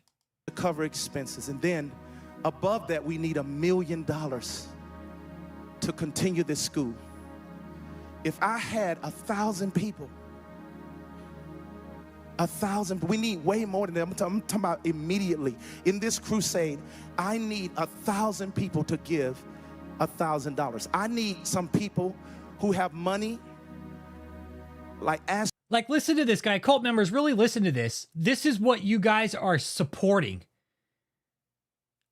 He's just out there begging for money, and you guys are fucking making it for him. This guy's never filled out a fucking job application. Ever.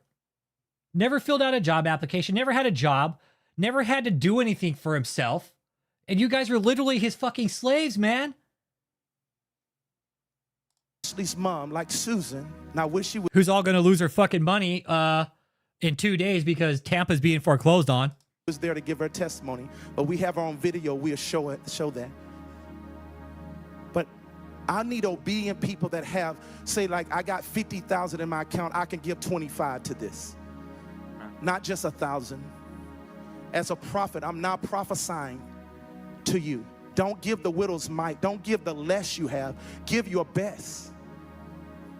And you know half would be a best gift and not leave you struggling. Some of you may got 10,000 in your account. Give 5. Some of you got 100,000. Give 50. You got 60. Give 30. I'm not going to tell you what to give beyond that. God, I'm going to let God tell you. If he tells you to give everything, that's fine, but I'm not going to say that. That's because God wants you to give all your money up. I'm being reasonable as an apostle.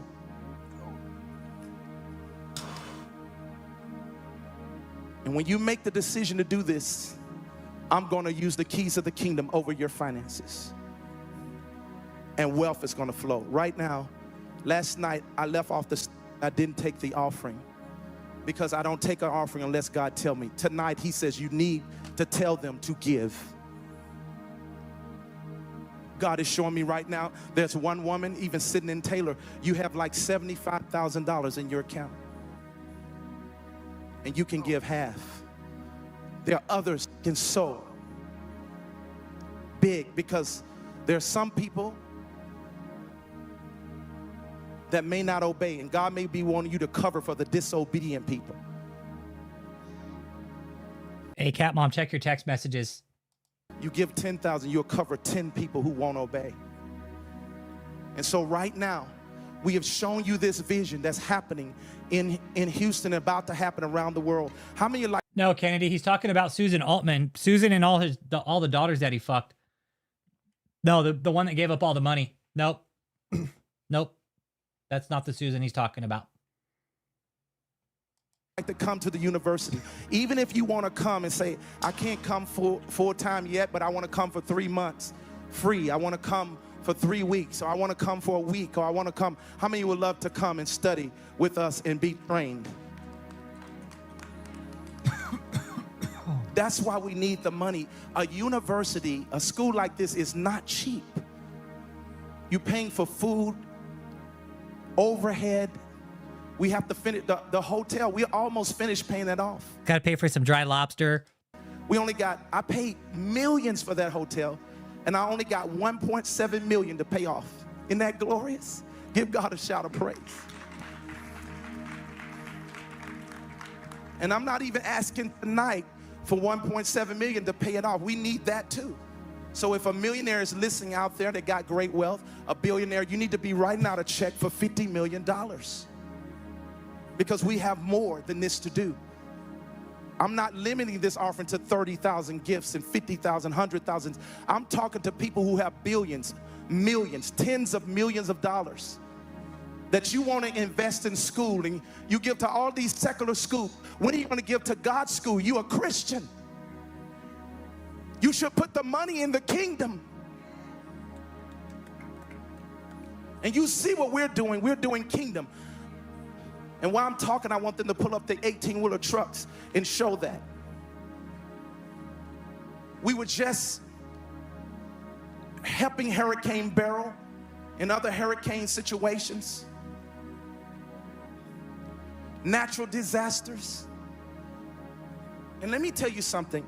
I love that God has blessed us with the trucks, but what I'm a little hurt about is I don't have enough money. Right there. They didn't have enough money to do all the shit he was saying. I don't have enough money. I don't have enough money to run my scam. Can y'all fucking please give me more money? What I'm hurt about is I don't have enough money. Enough money hadn't come in for me to just do it on a. I love how he slipped there. I don't have enough. We haven't taken in enough money. We haven't taken in enough money, everybody. You know, can you give us some more? Because we're fucking broke and my bills are catching up to me. And, you know, I don't know what my next fucking Happy Meal is looking like, if I'm going to get it with cheese or without. So can you guys help me out here? Can you help the apostle out? Because he's broke. The apostle's broke, everybody, okay? Oh, wait, I get it now. The F word is a no-no word, and I shouldn't say it around other people. I'm sorry, Mama.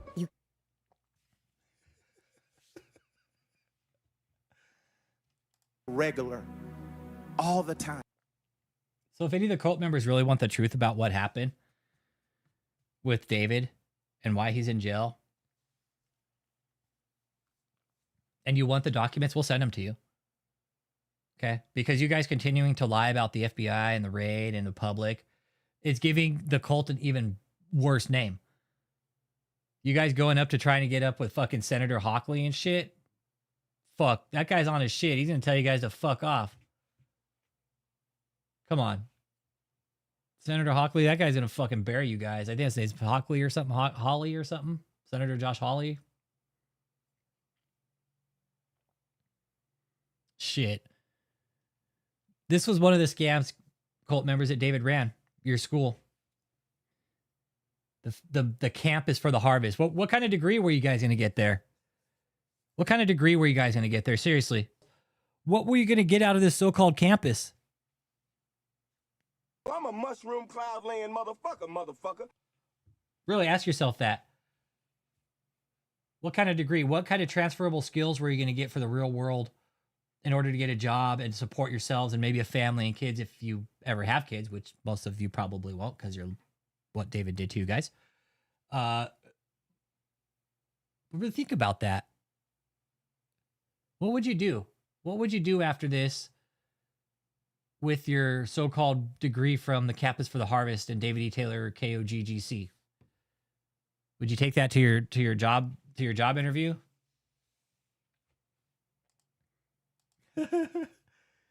They'll shot Marvin in the face.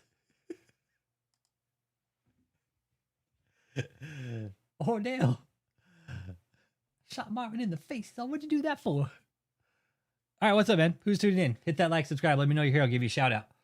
If you're a cult member, just pay attention, all right? We're just having a kind of chat here for a minute about the lies that you guys have been telling about the FBI raid and how the FBI treated you so horrible. And it's all a lie. It's all a lie. And you guys have nobody to blame but David.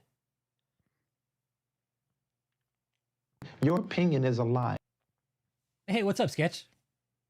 I really like that one. Ah, shit. The tamale sign behind it says carnitas y chicharrones.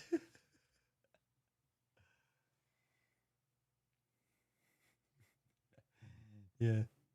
Yeah, big up yourselves. What up, RC? What up, what up, what up, RC and the Heezy?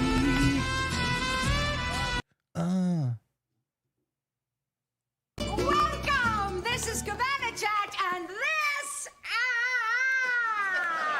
is Dixie Wentworth. You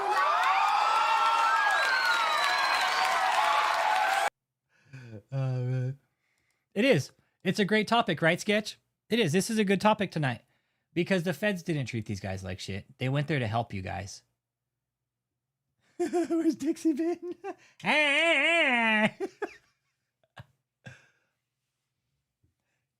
Yeah, it is because they've been putting out a bunch of videos.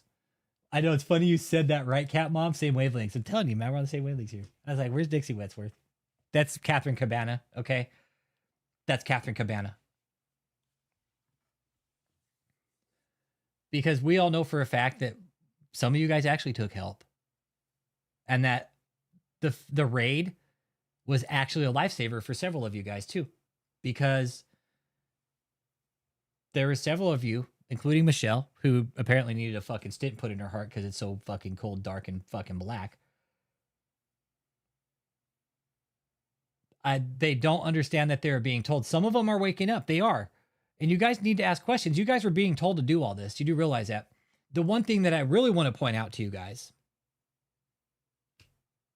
is that David put all of you guys in danger by telling you guys to fucking shoot at the feds. But you guys think they're going to be like, oh, no, don't worry about that. You know what that means? And the thing is they have David saying it on recording and you guys all agreeing to it. So there's that, right? They have it on recording. They know you guys had the means necessary, right? And that's all it takes. That's all it takes is the fact that this is a cult.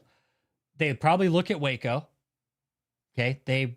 The feds, I'm pretty sure when dealing with cults, they think about Waco. Okay. I'm pretty sure that's the first thing that comes to mind is Waco. Fuck a cult. God damn it. Waco. What happened in the last fucking shit? I do too. Like, that's the thing. Like, we're all brothers and sisters, dude. That's the thing. Like, we all come from women. That's the one thing that fucking binds us all is we all come from a woman, man. Like, if you want to fucking get down to fucking shit we all have in common, guess what? We all came from a fucking hole the size of a lemon. How about that? Okay? That is one thing I can point out in common with everybody in this fucking chat. Everybody on this fucking planet is that we all come from a hole about that big. Okay? And it dilates to about 10 centimeters and then you're birthed. So, anybody want to point out that we don't have anything in common? Fuck y'all. We all came out of a vagina.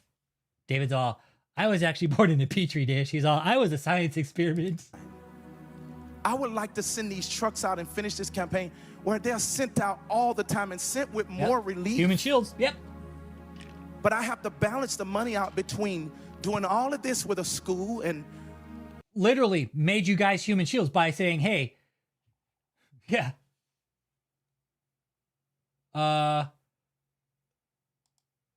Definitely John Travolta, Uncle Jake. Definitely John Travolta. That's the thing, right? It's like, I don't know what birth is like, but women say it's amazing. It's like, you know how, like, when my dad said we were born, he's like, it's fucking better than any drug I ever took. And my parents lived a pretty fucking dope life. Like, they grew up in the 60s and 70s, man. My parents lived a life. Yeah, but my dad said, he was like, dude, watching you kids be born and like holding you guys for the first time, he was like, dude, it was like instant fucking love. And he's like, there's nothing like it. That's how my dad put it to me. I'll never fucking forget those words, man. He was like, falling in love instantly. He was like, fuck, dude, there's nothing like it, son. He was like, there's nothing like it. I'll never forget that day. Yep. You're right. He did. He made his fucking fellow humans meat shields. Exactly. Fuck, if one person would have pulled a trigger, you would have been dead. Would have been dead. One person raised a gun. That would have been it. You would have been toast. If one person had raised up a gun, that person would no longer be with us because the feds, they would have just put you down. Straight up. They don't play anymore. They would have just put you guys down. They aren't fucking around. They knew you guys had guns, right? We can't tell you that, Mr. Holmes.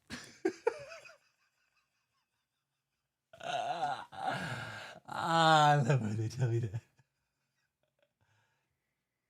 Nah, Dallas, I'm good on kids, man. I'm good without kids, man. Like, I got a lot of family and shit, and it's just, I don't know, kids, like, I think kids would be cool, but I don't know. I don't want to, they never fit my schedule, dude. Like, I love them, don't get me wrong. Like, I got nieces and nephews, and I fucking adore the shit out of them, right? I have dated women with kids in the past, and I have no problem with it. I don't. It's just, I don't know, never fit my schedule, man. And asked my grandma that. I was like, Grandma, do you think it's bad to, like, not have kids? Like, do you think it would be selfish if I didn't want to have kids? She's like, no. Asked my grandma that. She's like, no, fuck no. I was like, all right. Because I was at that point in my life, I was like, I just don't think I want to have kids. My cousin, one of my cousins, he doesn't have kids either. And he's my age. He's older than me. There's a few in our family that just don't have kids. Like, some of us are real adventurous, right? And, like, maybe that's the thing, right? Like, kids would be kind of, I don't say a weight, but I think it would be fun. But, like, I'm adventurous, man. Like, I don't know. Yeah. Oh, there were 5 of us in my family, bro. There was 5 in my family. Yeah. Yeah. Maybe this was my calling, right? This was what I was supposed to do instead. Maybe that's why I didn't have kids, because there is something else set out for me. Like Cat Mom said, maybe this was my debt to society or whatever. I don't know. Call it what you want, but maybe this is why I didn't have kids.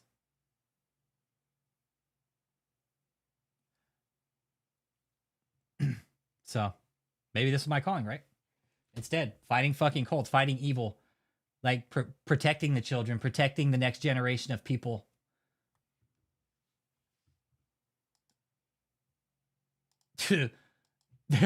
Right. So when my mom remarried, she remarried my stepdad. He had 2 kids. We were already 3. It was me, my mom, my brother, and sister. So we were rolling 4 deep. And then we fucking, when my mom remarried, rolled into a family of 3, 7 deep, like that. Oh, man.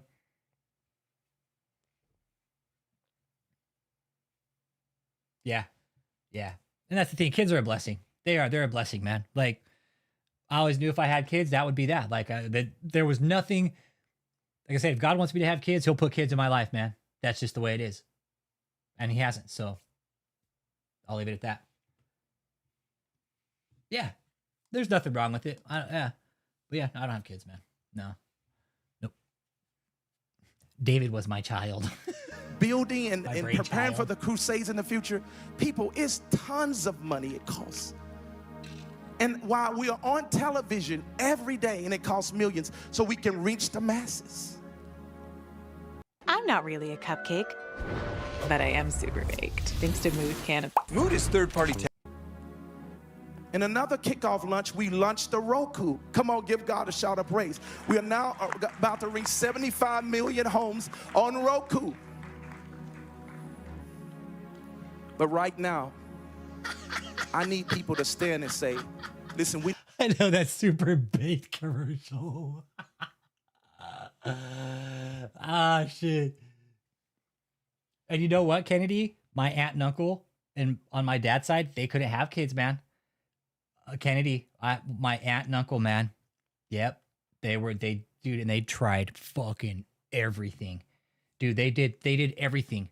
They tried everything. They did everything right, bro. And they still couldn't have kids, and it just turned out they couldn't have kids, man. Yeah, I like my nieces and nephews. They're little dirtbags. They always give you fucking germs and fuck you up and shit. Like give you some fucked up kind of fucking virus or bacteria and make you feel like shit for a couple weeks. But other than that, they're good.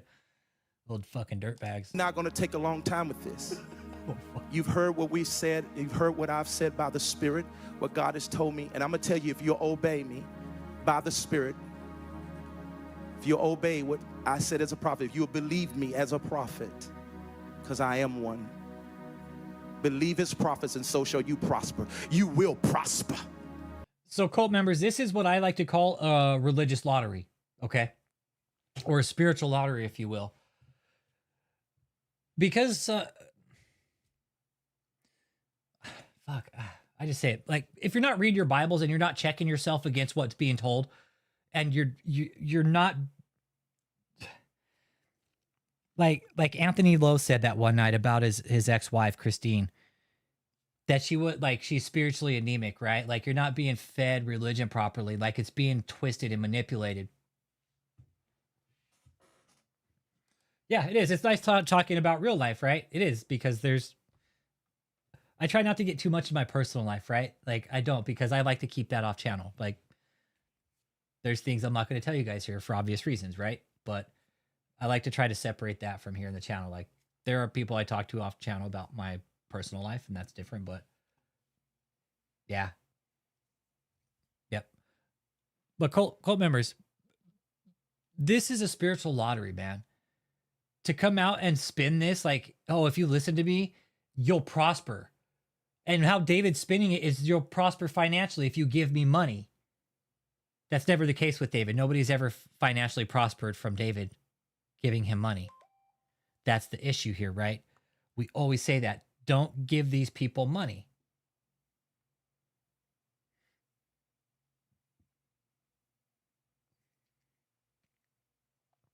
Gotta have an opinion. I mean, do you think that God came down from heaven and stopped him? What's happening now, man? Gotta have an opinion. I mean, do you think that God came down from heaven and stopped him? Uncle Jake turned Joseph Bush into John Travolta.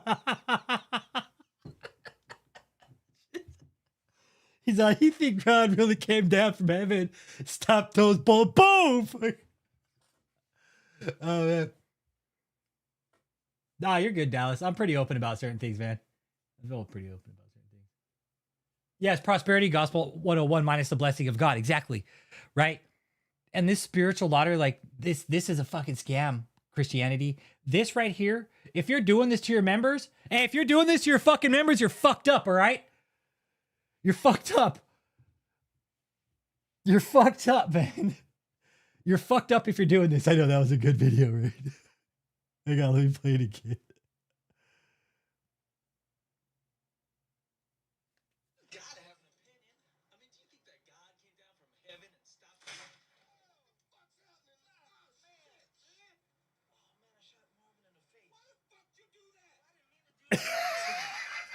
Why'd you shoot Marvin? What the fuck you do that for?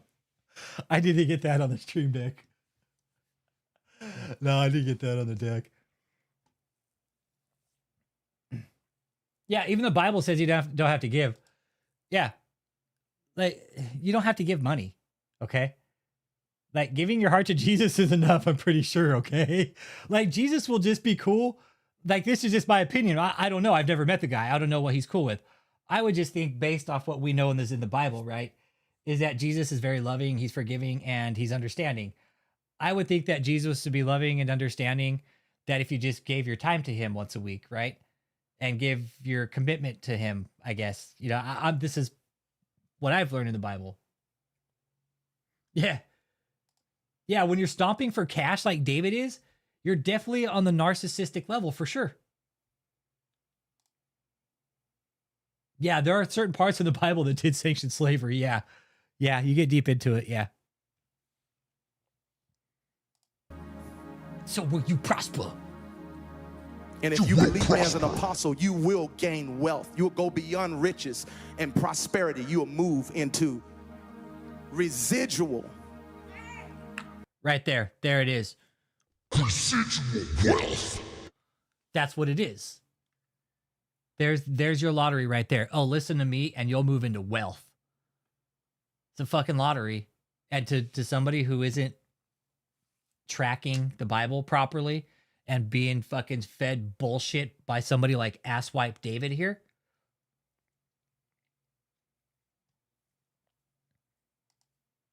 Yeah, and you want to get technical, it's talking about giving food. I mean, I'm sure David like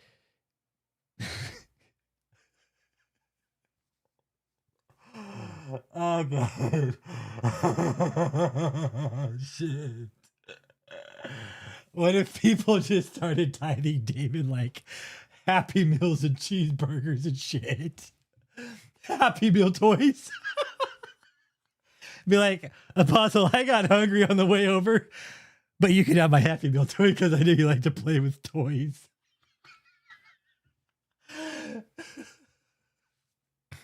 Residual wealth. Sorry, I'm laughing right now. Sorry, I'm just thinking like, what if he, instead of tithing money, it's like they just brought him up like coupons and shit to like Wendy's. Started bringing him like, I don't know, like fucking like tipping sauces and shit. Like packets of ranch or something. Oh yeah, the world's on fire. And look, you got these fucks like David out there just grifting for it, right? 50 million. Give me 50 million for my fake campus. Yeah, okay, sure thing, David. Sorry, yeah, like that's the thing.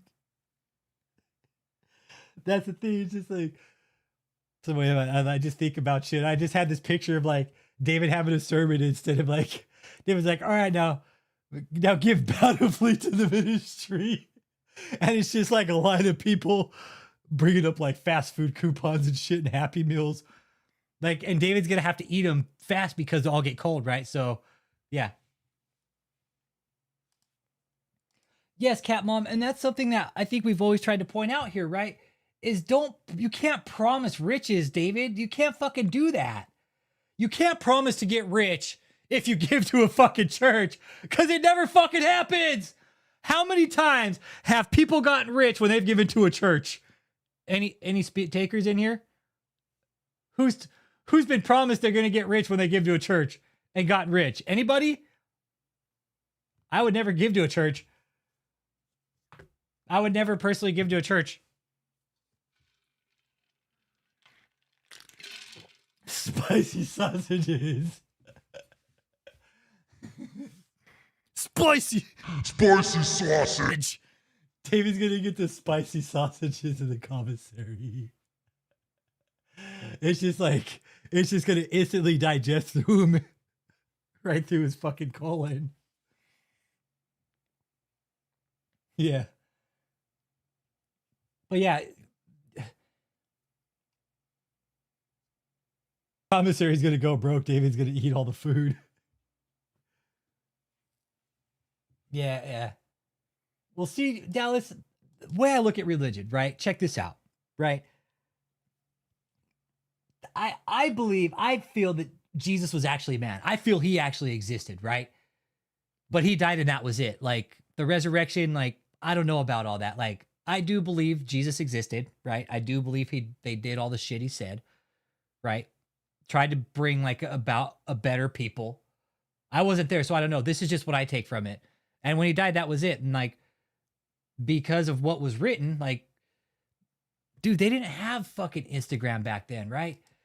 And yeah, religion, it's been fucking passed down, torn apart, ripped up, and shit out fucking by people like David for fucking centuries, bro. For fucking millenniums, bro.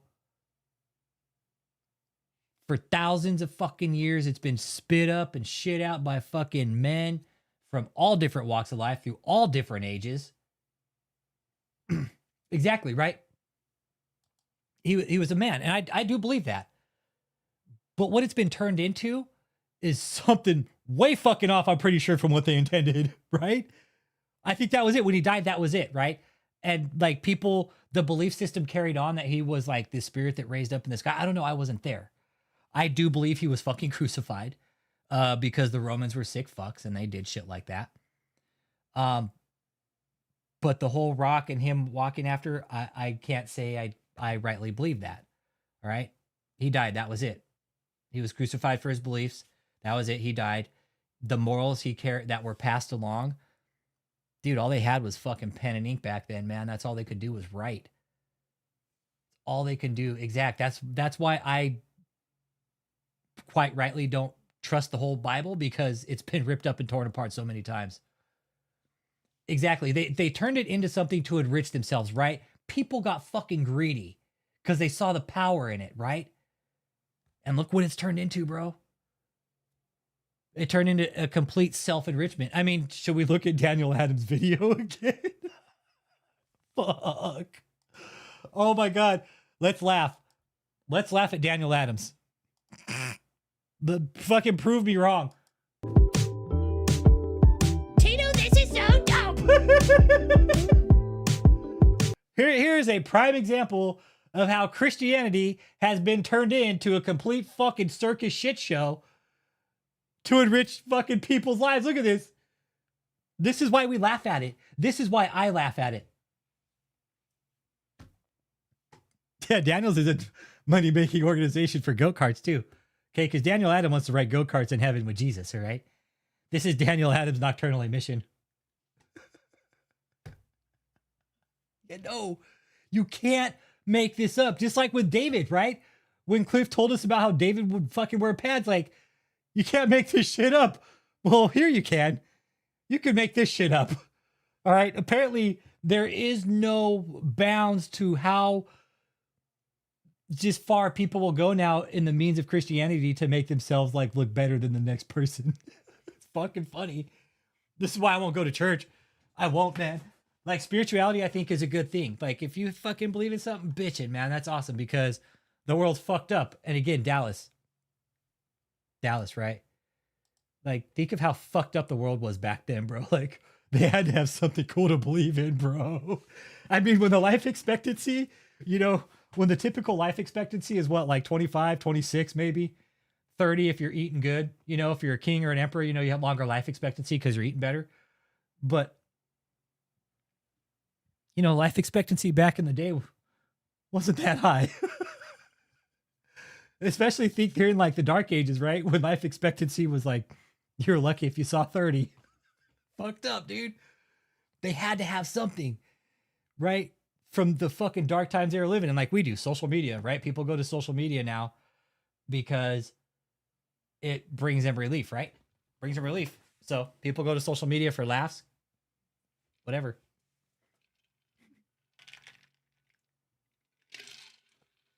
Yep. Yeah, let's laugh. T-Lips, this is so dope.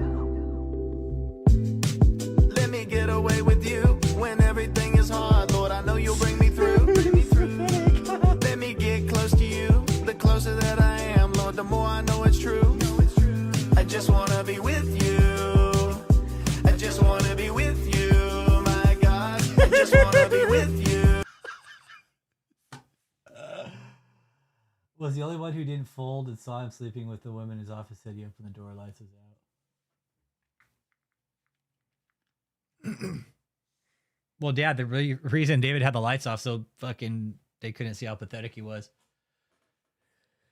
Yeah, this is Superior Road right here. I just want to be with you, my God. I'm with you in the day, I'm with you in the night. When I'm with you, Lord, I know I'm alright. God, you keep me safe, God, you keep me calm. When I'm in your presence, I know I'm in your arms. When everybody walked away. Like, look, it's pretty lit that he's got like a dual seat go-kart, right? You showed me another way, now I'm here to stay. Now I'm singing songs of praise, and I'm covered by your blood, that's amazing grace. Glory, glory, hallelujah. one's fun. It's the tailpipe stuff. Glory, glory, hallelujah. Look at this shit. Oh, for real, Daniel Adams probably had fucking AI do like a Mario Kart rendition.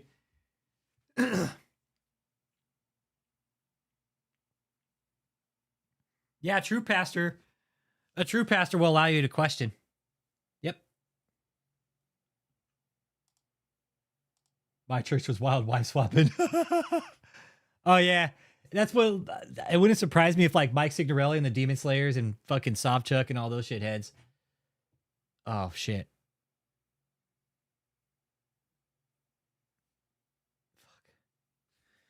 I don't even want to talk about Sobchuk. That guy's into some shit too. I just don't know what, but that guy's into something different. That guy's into some shit. He's into fucking. Yeah, you know what's cool? Get away with you. The tailpipes. You know what sets it off for me, Lulu? Is the tailpipes, bro. The tailpipes and the extra wide bass on the rear tires. When everything is hard, Lord, I know you'll bring me through. And you know what I was thinking today? I was thinking about this song. I was like, I wonder if Daniel's wife like isn't sleeping with him, so that's why he puts out these trashy rap videos. But Sue, these are the things that I think about. Like, does his wife like hate him or something? Because that's why he puts out these shitty videos. That's the only thing I can think of. Is like, dude, his wife must hate him, so he puts out these shitty rap videos. Oh man.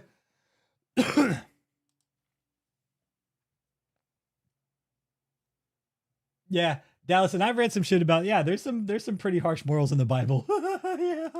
Yeah. And a Hitler like David won't allow you to question his fucking theory. Let me get close to you.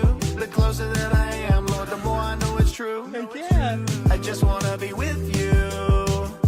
I just wanna be with you, my God. I just wanna be with you.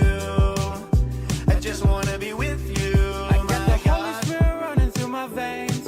It's a brand new world. It's a whole lot of change. You told me that you know I'll be okay. I don't know what to say, but I'm trusting in your way. So I'ma keep on praying and praying. I keep on waiting for you, Lord. There ain't no delay, and I know you'll help me get through, Lord. I think that's Isaiah. Trying to be patient, could use some help to improve more. Learning to rest, I gotta trust in your truth more. No, this is David's nocturnal emission.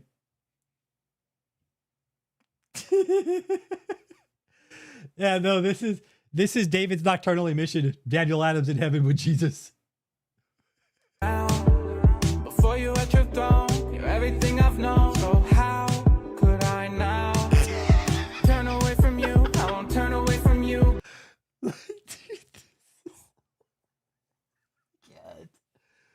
Oh man.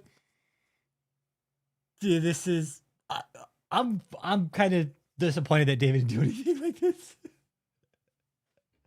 No, you know what he did? He put himself above all those other scammers in that picture, so that's kind of similar.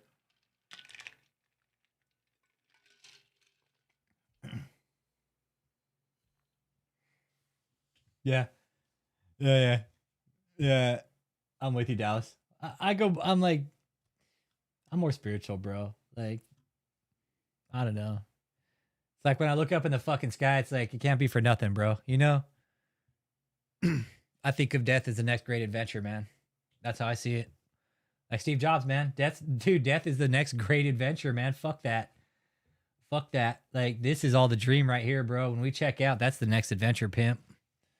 That's my next adventure. That's how I see it. My next fucking adventure is, dude, the afterlife, bro. Whatever it is, death, dude. Whatever death is, that's the next adventure, dude. Yeah. That's what I'm saying, dude. But strong search. You should play Mario Kart. Oh, I've been texting Daniel's assistant because I have her number because we found some records on him. And I've been texting her. And I left her a video message today. I said, hey, send this to Daniel. Yeah. That's what I mean, Dallas. Like, when you look at all the fucking stories, like, all right, dude. Yeah. going back to like the next adventure, right? Back to the universe, back to the adventure, whatever the fuck that is. Maybe we'll go ride go-karts with Daniel Adams. Dad, we're gonna see Daniel Adams here. Hey, come ride Mario Kart go-karts with me on the Rainbow Bridge.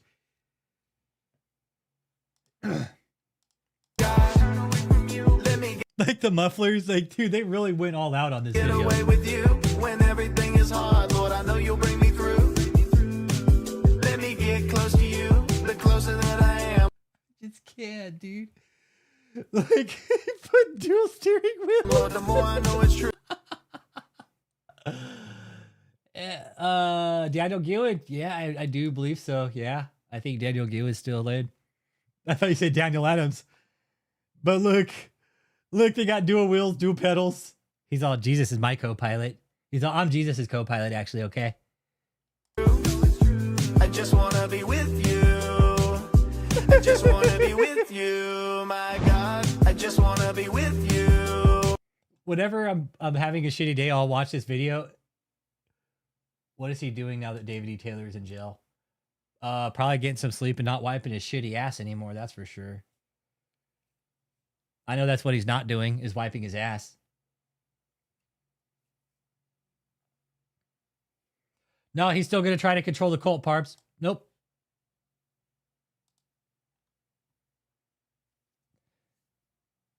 That's where I'm at with it, Dallas. Like, dude, that's the next greatest venture into the next cycle, right? To next cycle of life, whatever that is. Yep. Yep. But Parps, yeah. I think David's going to get put away for life, and that he will still try to control the cult from inside like Warren Jeffs. Yep. He sure will. He sure will. No, Parps. No, Josh is having a tough time. No, we need to support him if he comes to us. We do. Josh Taylor. Nope. He deserves all the support we can give him. I don't know. Calendar Reds. I never figured that one out. I don't know what fucking hey, Calendar Reds. This is some of the funniest shit. Hey, what up, Leather and Lace? How you doing?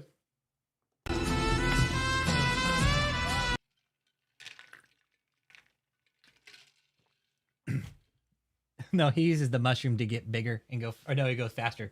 Then it makes people shrink too, right? Yeah. But yeah, somebody asked if David will control the cult from jail, and that will absolutely happen, yeah. Oh, Joseph? Oh, Joseph? Yeah, he might, but we were just saying that Dallas says he's gone. Yep. Yeah, Josh is 100% a victim of his own dad, man. That's some fucked up shit. I couldn't imagine being victimized by your own dad. Josh, we support you fully, bro. Whatever you need, dude, you can reach out to us for help, man. We won't even ask you questions, dude. Just what do you need? That's the only question we'll ask you. I promise. You'll get all the support and help you need from us, man. It's going to be a tough road, Josh. I'm not going to sit here and fucking sugarcoat it for you, bro, all right? I'm not that.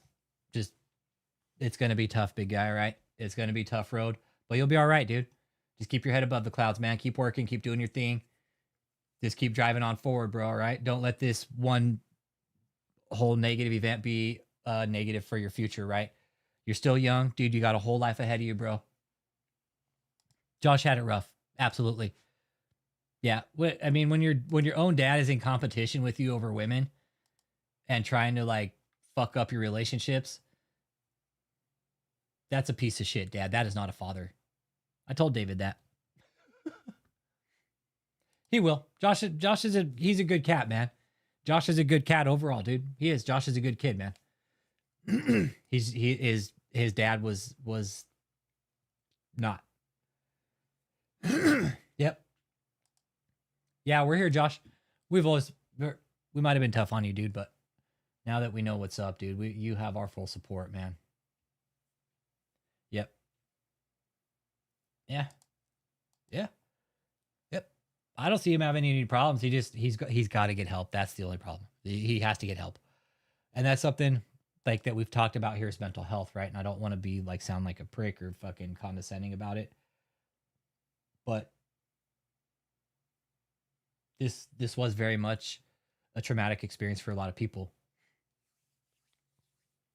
Yeah, it's very traumatic what happened. And it's okay if you get help. We would never I would never think less of you for it either. None of us would. I get help. I do. I fucking need to sometimes. It's okay to talk your problems out, man, because it helps to talk them out, to understand why you did things, right? Like when I fucking relapsed, right? I had to sit down with friends and family. What happened, Rich? Why'd you relapse? That's how you figure things out. Then you could address it. That way, when you're ever in that position again, you'll know.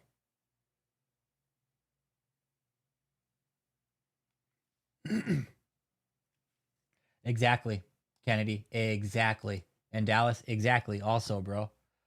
Yes. Everything. Everything, man. His dad is... his dad hasn't been a good father to him. Not at all. He hasn't been there to nurture him, teach him how to be with women. He's taught him all the wrong things in life. It's all right, Josh. You're a good kid, man. Don't stay the path, Josh, all right? It's not your fault, bro. It isn't. Your dad was he's your dad still, dude, but he did some bad things, and it's all right to talk about it, all right? It's all right to talk about it and process it. We were documenting this because we knew he was a bad person. And I was telling some soups the other day, I was like, I don't sound like a kid, but what he did was very fucking bad. I saw it, Chris. Yeah, I'm going to check it. This cleaner. Check this out. This video was done 7 months ago. August 15th. Look, this was the last video I ever did. August 15th. What, fucking 10 days later, 12 days later, that shit got raided. This is what blew the whole shit off of it right here. We know what was going on here, man. Yep.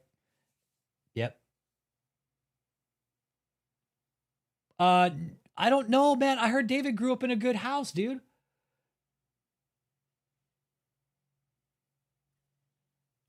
I heard David grew up in a good house, the Fiend. No, I had good parents, but there's a pecking order. There are a lot of kids, man. We know at some point there was abuse on David. We just don't know to what extent. Don't know.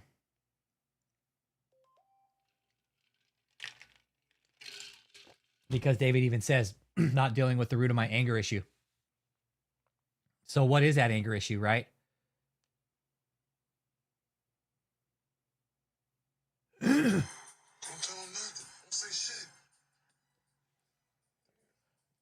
Send that to Uncle Jake.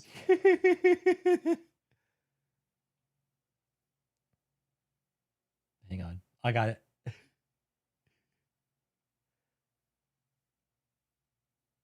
Okay.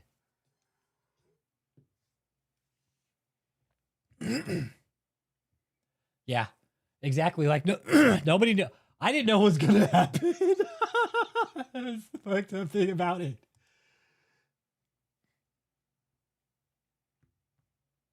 That was the thing about it. I didn't know what was going to happen with that. I didn't. Had no clue. And Dallas is right.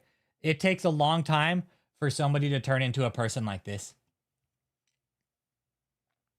Yep. It takes a long time. This takes years, decades. This takes decades of being told no and just being a complete fucking bully piece of shit to everybody. To turn into David, he's a monster. David is a monster, cult members. And what he did, he hurt a lot of people. And we want you guys to be aware of that. All along, but it's when he turned evil, that's when it's not okay. He became a criminal at some point. Who knows when that was? Yeah. Kennedy, Debbie Frazier. I think it was even before that. But David became a criminal. He became a thief, right? Because Rick Fraser just asked back for 10%. When David said, don't be ridiculous, that's the point he became a criminal to me. He became a fucking full-fledged criminal at that point. Because he knew what he did was wrong, and he still could have had the chance to give back money. And he didn't. He was like, no, fuck that. I'm not giving it back. Why should I? I'm fucking David Taylor. Well, he ain't got shit now. The hotel's going to get foreclosed on. Tampa's getting foreclosed on day after tomorrow. He is. David's a monster. They're going to do a fucking Netflix episode about him, but it's going to be called fucking like, has something to do with fucking Return of the Walrus Monster or some shit. Yeah, see, Kennedy, that's where I'm at. Before that, even he was a criminal. I think he was doing this before Debbie, dude. Yeah. And I think they're going to find that out. They're going to find out, I'm sure. They're going to find out from the deposition prior what he was doing. And it's going to be a lot. I think it'll be a lot when they go to sex call. This is a sex call. Oh, man. Yep. Yeah. And then Maheshi Express, he showed up and fucked it all up. There's David's fucking Wu-Tang.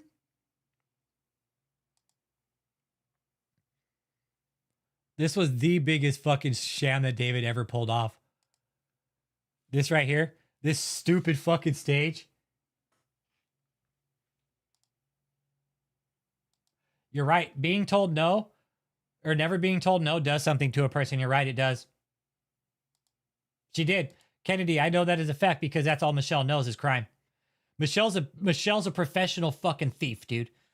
Michelle knows about stealing from corporations. Michelle probably has money somewhere. She stole from one of her recent jobs, dude. Why y'all think she quit her job? No, she quit because she got caught stealing money from a fucking corporate credit card. That's why. That's why. Michelle got caught stealing money. That's why she quit her corporate job. They found out. They said, quit or fucking we take you to court and you go to jail. So I'll quit. I'll quit and go join this cult. I'll quit, go join this cult, tie my kid up in a full-blown fucking sex cult operation. You know, let him beat kids and shit like that and let him get away with it. No big deal. No big deal here. But yeah, Big Mike. Big Mike.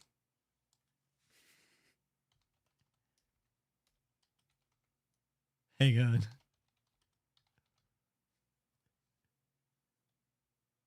Yeah, she's a criminal. She has hidden money. Yep, she got money somewhere. Yep. This is... What's your real name? Nitro. I'm working on a nickname, though. Oh, yeah? Yeah. Listen to this. Mike. What's your real name? Nitro. I'm working on a nickname, though. Oh, yeah? Yeah. Listen to this. Mike. That's what I think of. That's what I think of when I think of Michelle. Mike. Anyways, yeah, that was the last time we reported at the campus, and this was all a sham. Yeah, she was changing the name on her passport. Hell yeah, she was getting ready to fly a coop. Fuck yeah, she was. She's like, I'm out of here. I need to leave because you know what? You know what? I don't want to go down. I don't want to serve time for David.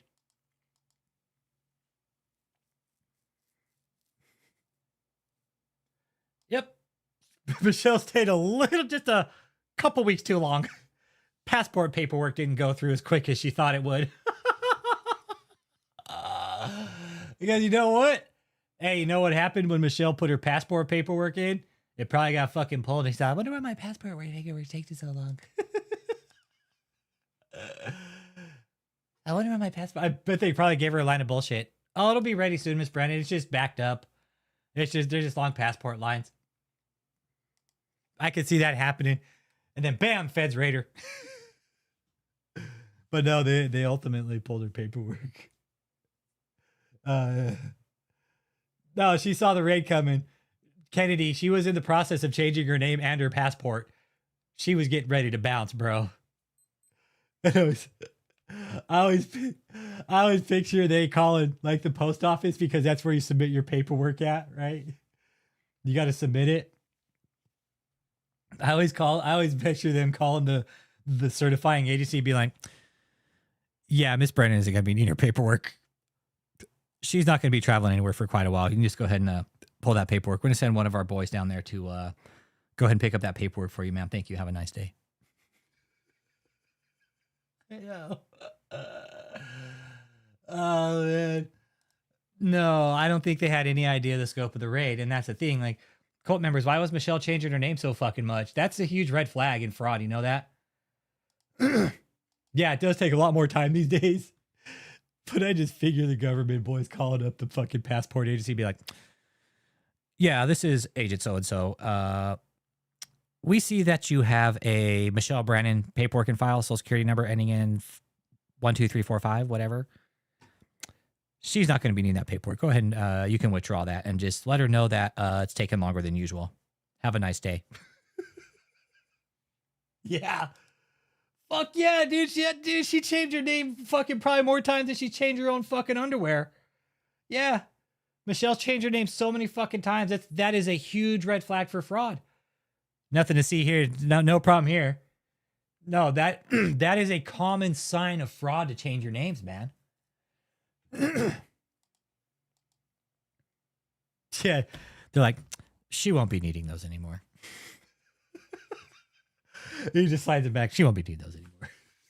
Yeah. I do. And that's probably give or take how it would have went down.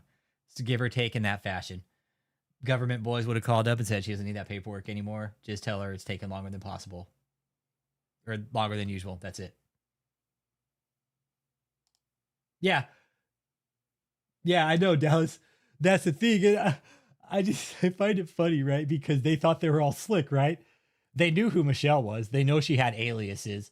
And when I'm sure the passport shit came up in the system, like, because they are so professional, right?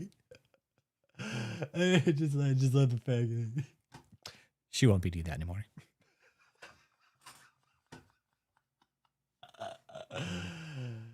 Well, why not? Sorry, we can't tell you that. But have a nice day.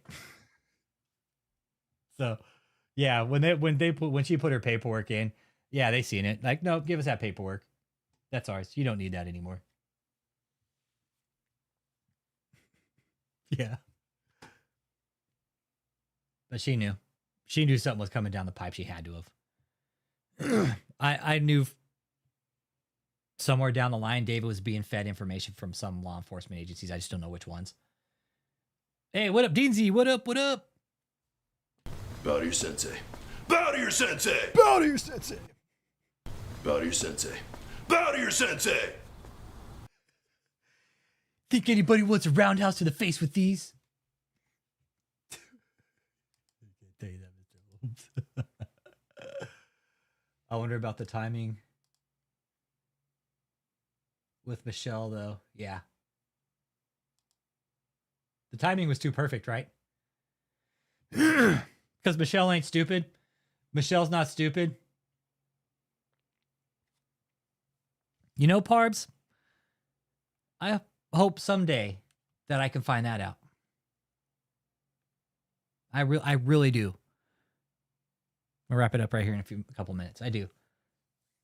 That's one thing we might not ever know either. But I'm thinking there was so much evidence it was mounting. Like, my theory is they had all the elements of the criminal acts in place with proof, text messages, corroborating stories. They had it all. Go get them. I think they just had it all. I think they had it all finally, right? I remember when I was told this, was it going to be a human trafficking case? I was like, yeah, not yet. Not yet, it's not. But it will be. But it will be. Because all the elements were clearly in play. All the elements for a fully functioning human trafficking operation were clearly in play. That's why the feds raided the way they did. cult members, you guys were moved around for financial benefit of David and Michelle. Did any of you guys profit from it? What did you guys get to do? Live in a shitty fucking hotel? Eat meek food when you didn't make enough money? This is what defines forced labor and human trafficking. You guys do realize that, right? So all the lies you guys are saying about the FBI, it's all untrue. You guys are all fucking liars about it, especially you, Kia. You're the one out there running your fucking hippo mouth, Kiapotamus. You're the one out there running your fucking mouth about the feds being liars. Prove it, Kia. Kia, come out and do a video. Kia, you know what I want you to do? Come out and do a video and talk about the allegations. All the videos and the pictures that David was found in David's phone. About the money laundering. About how he was beating the staff. What was found in his own phones. Kia, why don't you come out and talk about that? Exactly. That's what the Fed... Let's let him really hang himself. Yeah, they probably had enough to charge David several years ago. But they're like, you know what? Let's just go ahead and let's just sit back and just see what else he can fuck up. Yeah. Kia's a fucking liar and she has no qualms doing it, all right? So cult members that are still there, don't listen to the lies, okay? The public that's out there watching about this raid, don't listen to the lies. It's all bullshit. Michelle Brennan and David Taylor were caught doing shady shit, okay? Which is exactly why they got popped. Okay? Whatever the feds did to raid, I don't know. But I'm guessing, like I said, like we were saying, Parbs, wonder what made him jump.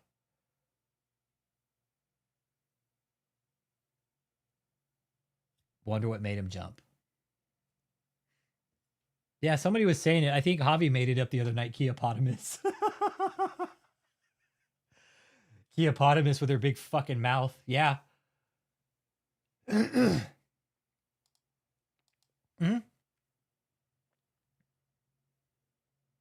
Exactly. They should have, you guys, for real, you guys were withheld food. You guys should have been given balanced meals, breakfast, lunch, and dinner for the fucking work you were doing and fucking plenty of sleep. No, the jail did, actually, Dallas. Dallas, the jail did. Dallas, the jail did. No. No. Little bird flew in and told me the jail did. People lost their job. I don't know how many. I know one did for sure, Dallas. Somebody up the chain, high up, dude, lost his fucking job. The jail. And that's a fact, bro. That's a fact. People, we warned them. We told them. And they did nothing. Eventually, the shit rolled uphill far enough to where it fucking stunk up somebody's nose. Well, guess what? That shit came rolling back downhill in a big fucking way. And he got in trouble, dude. I don't know what his punishment was. Nope. No third victory report, unfortunately. But, I don't know, Parbs. That's what I'm thinking happened. Like he was paying off somebody. It was a captain. It was a captain. It was that rank. It was a captain of the jail. I don't know names. That's all I know is rank. That's it. That's all I know. Well, and he's also threatening staff, saying he's going to fucking find out where they live and shit like that. He's doing dumb shit. He's not being a model inmate. He is not being a model inmate. I will tell everybody that. I'll just leave it at that. He's not being a model inmate. He's being a fucking real fucking walrus in jail.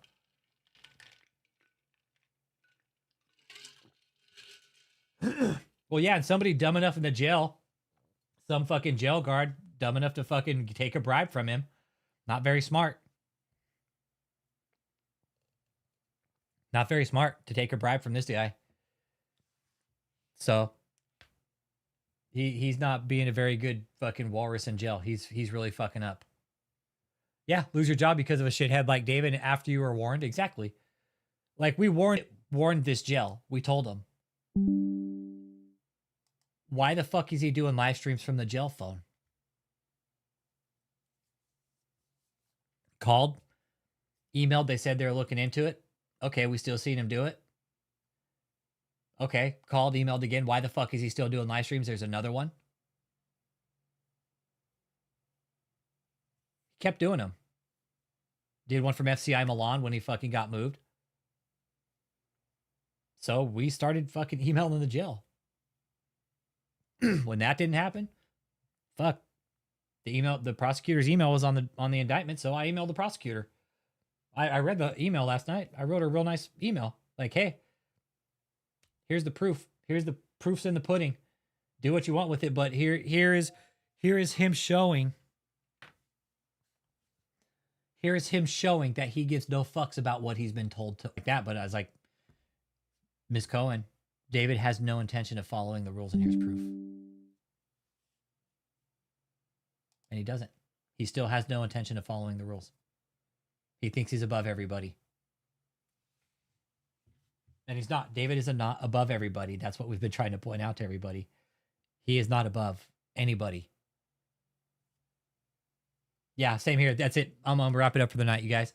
So members that are left in the cult, really think about how the feds treated you. Okay? Yeah, they came in with guns for a reason because you guys had guns. But really think about the help they were trying to give you, okay? Because I know for a fact, and I've listened to other interviews, I know for a fact the feds didn't treat you guys all like shit, okay? They showed up with a show of force because they didn't want anybody getting hurt on their teams. You understand that? They didn't want anybody getting fucking shot at. So they show up with a completely overwhelming amount of force to basically scare the shit out of you guys into submission, and it worked. It worked. Not one shot fired. That is more or less the happy ending to a situation like this. Not one shot fired. Nobody got hurt in the process of the raid. People got hurt in the process of David's fucking bullshit. That's a different story though. However, cult members, nobody got hurt in the process of this raid. Okay?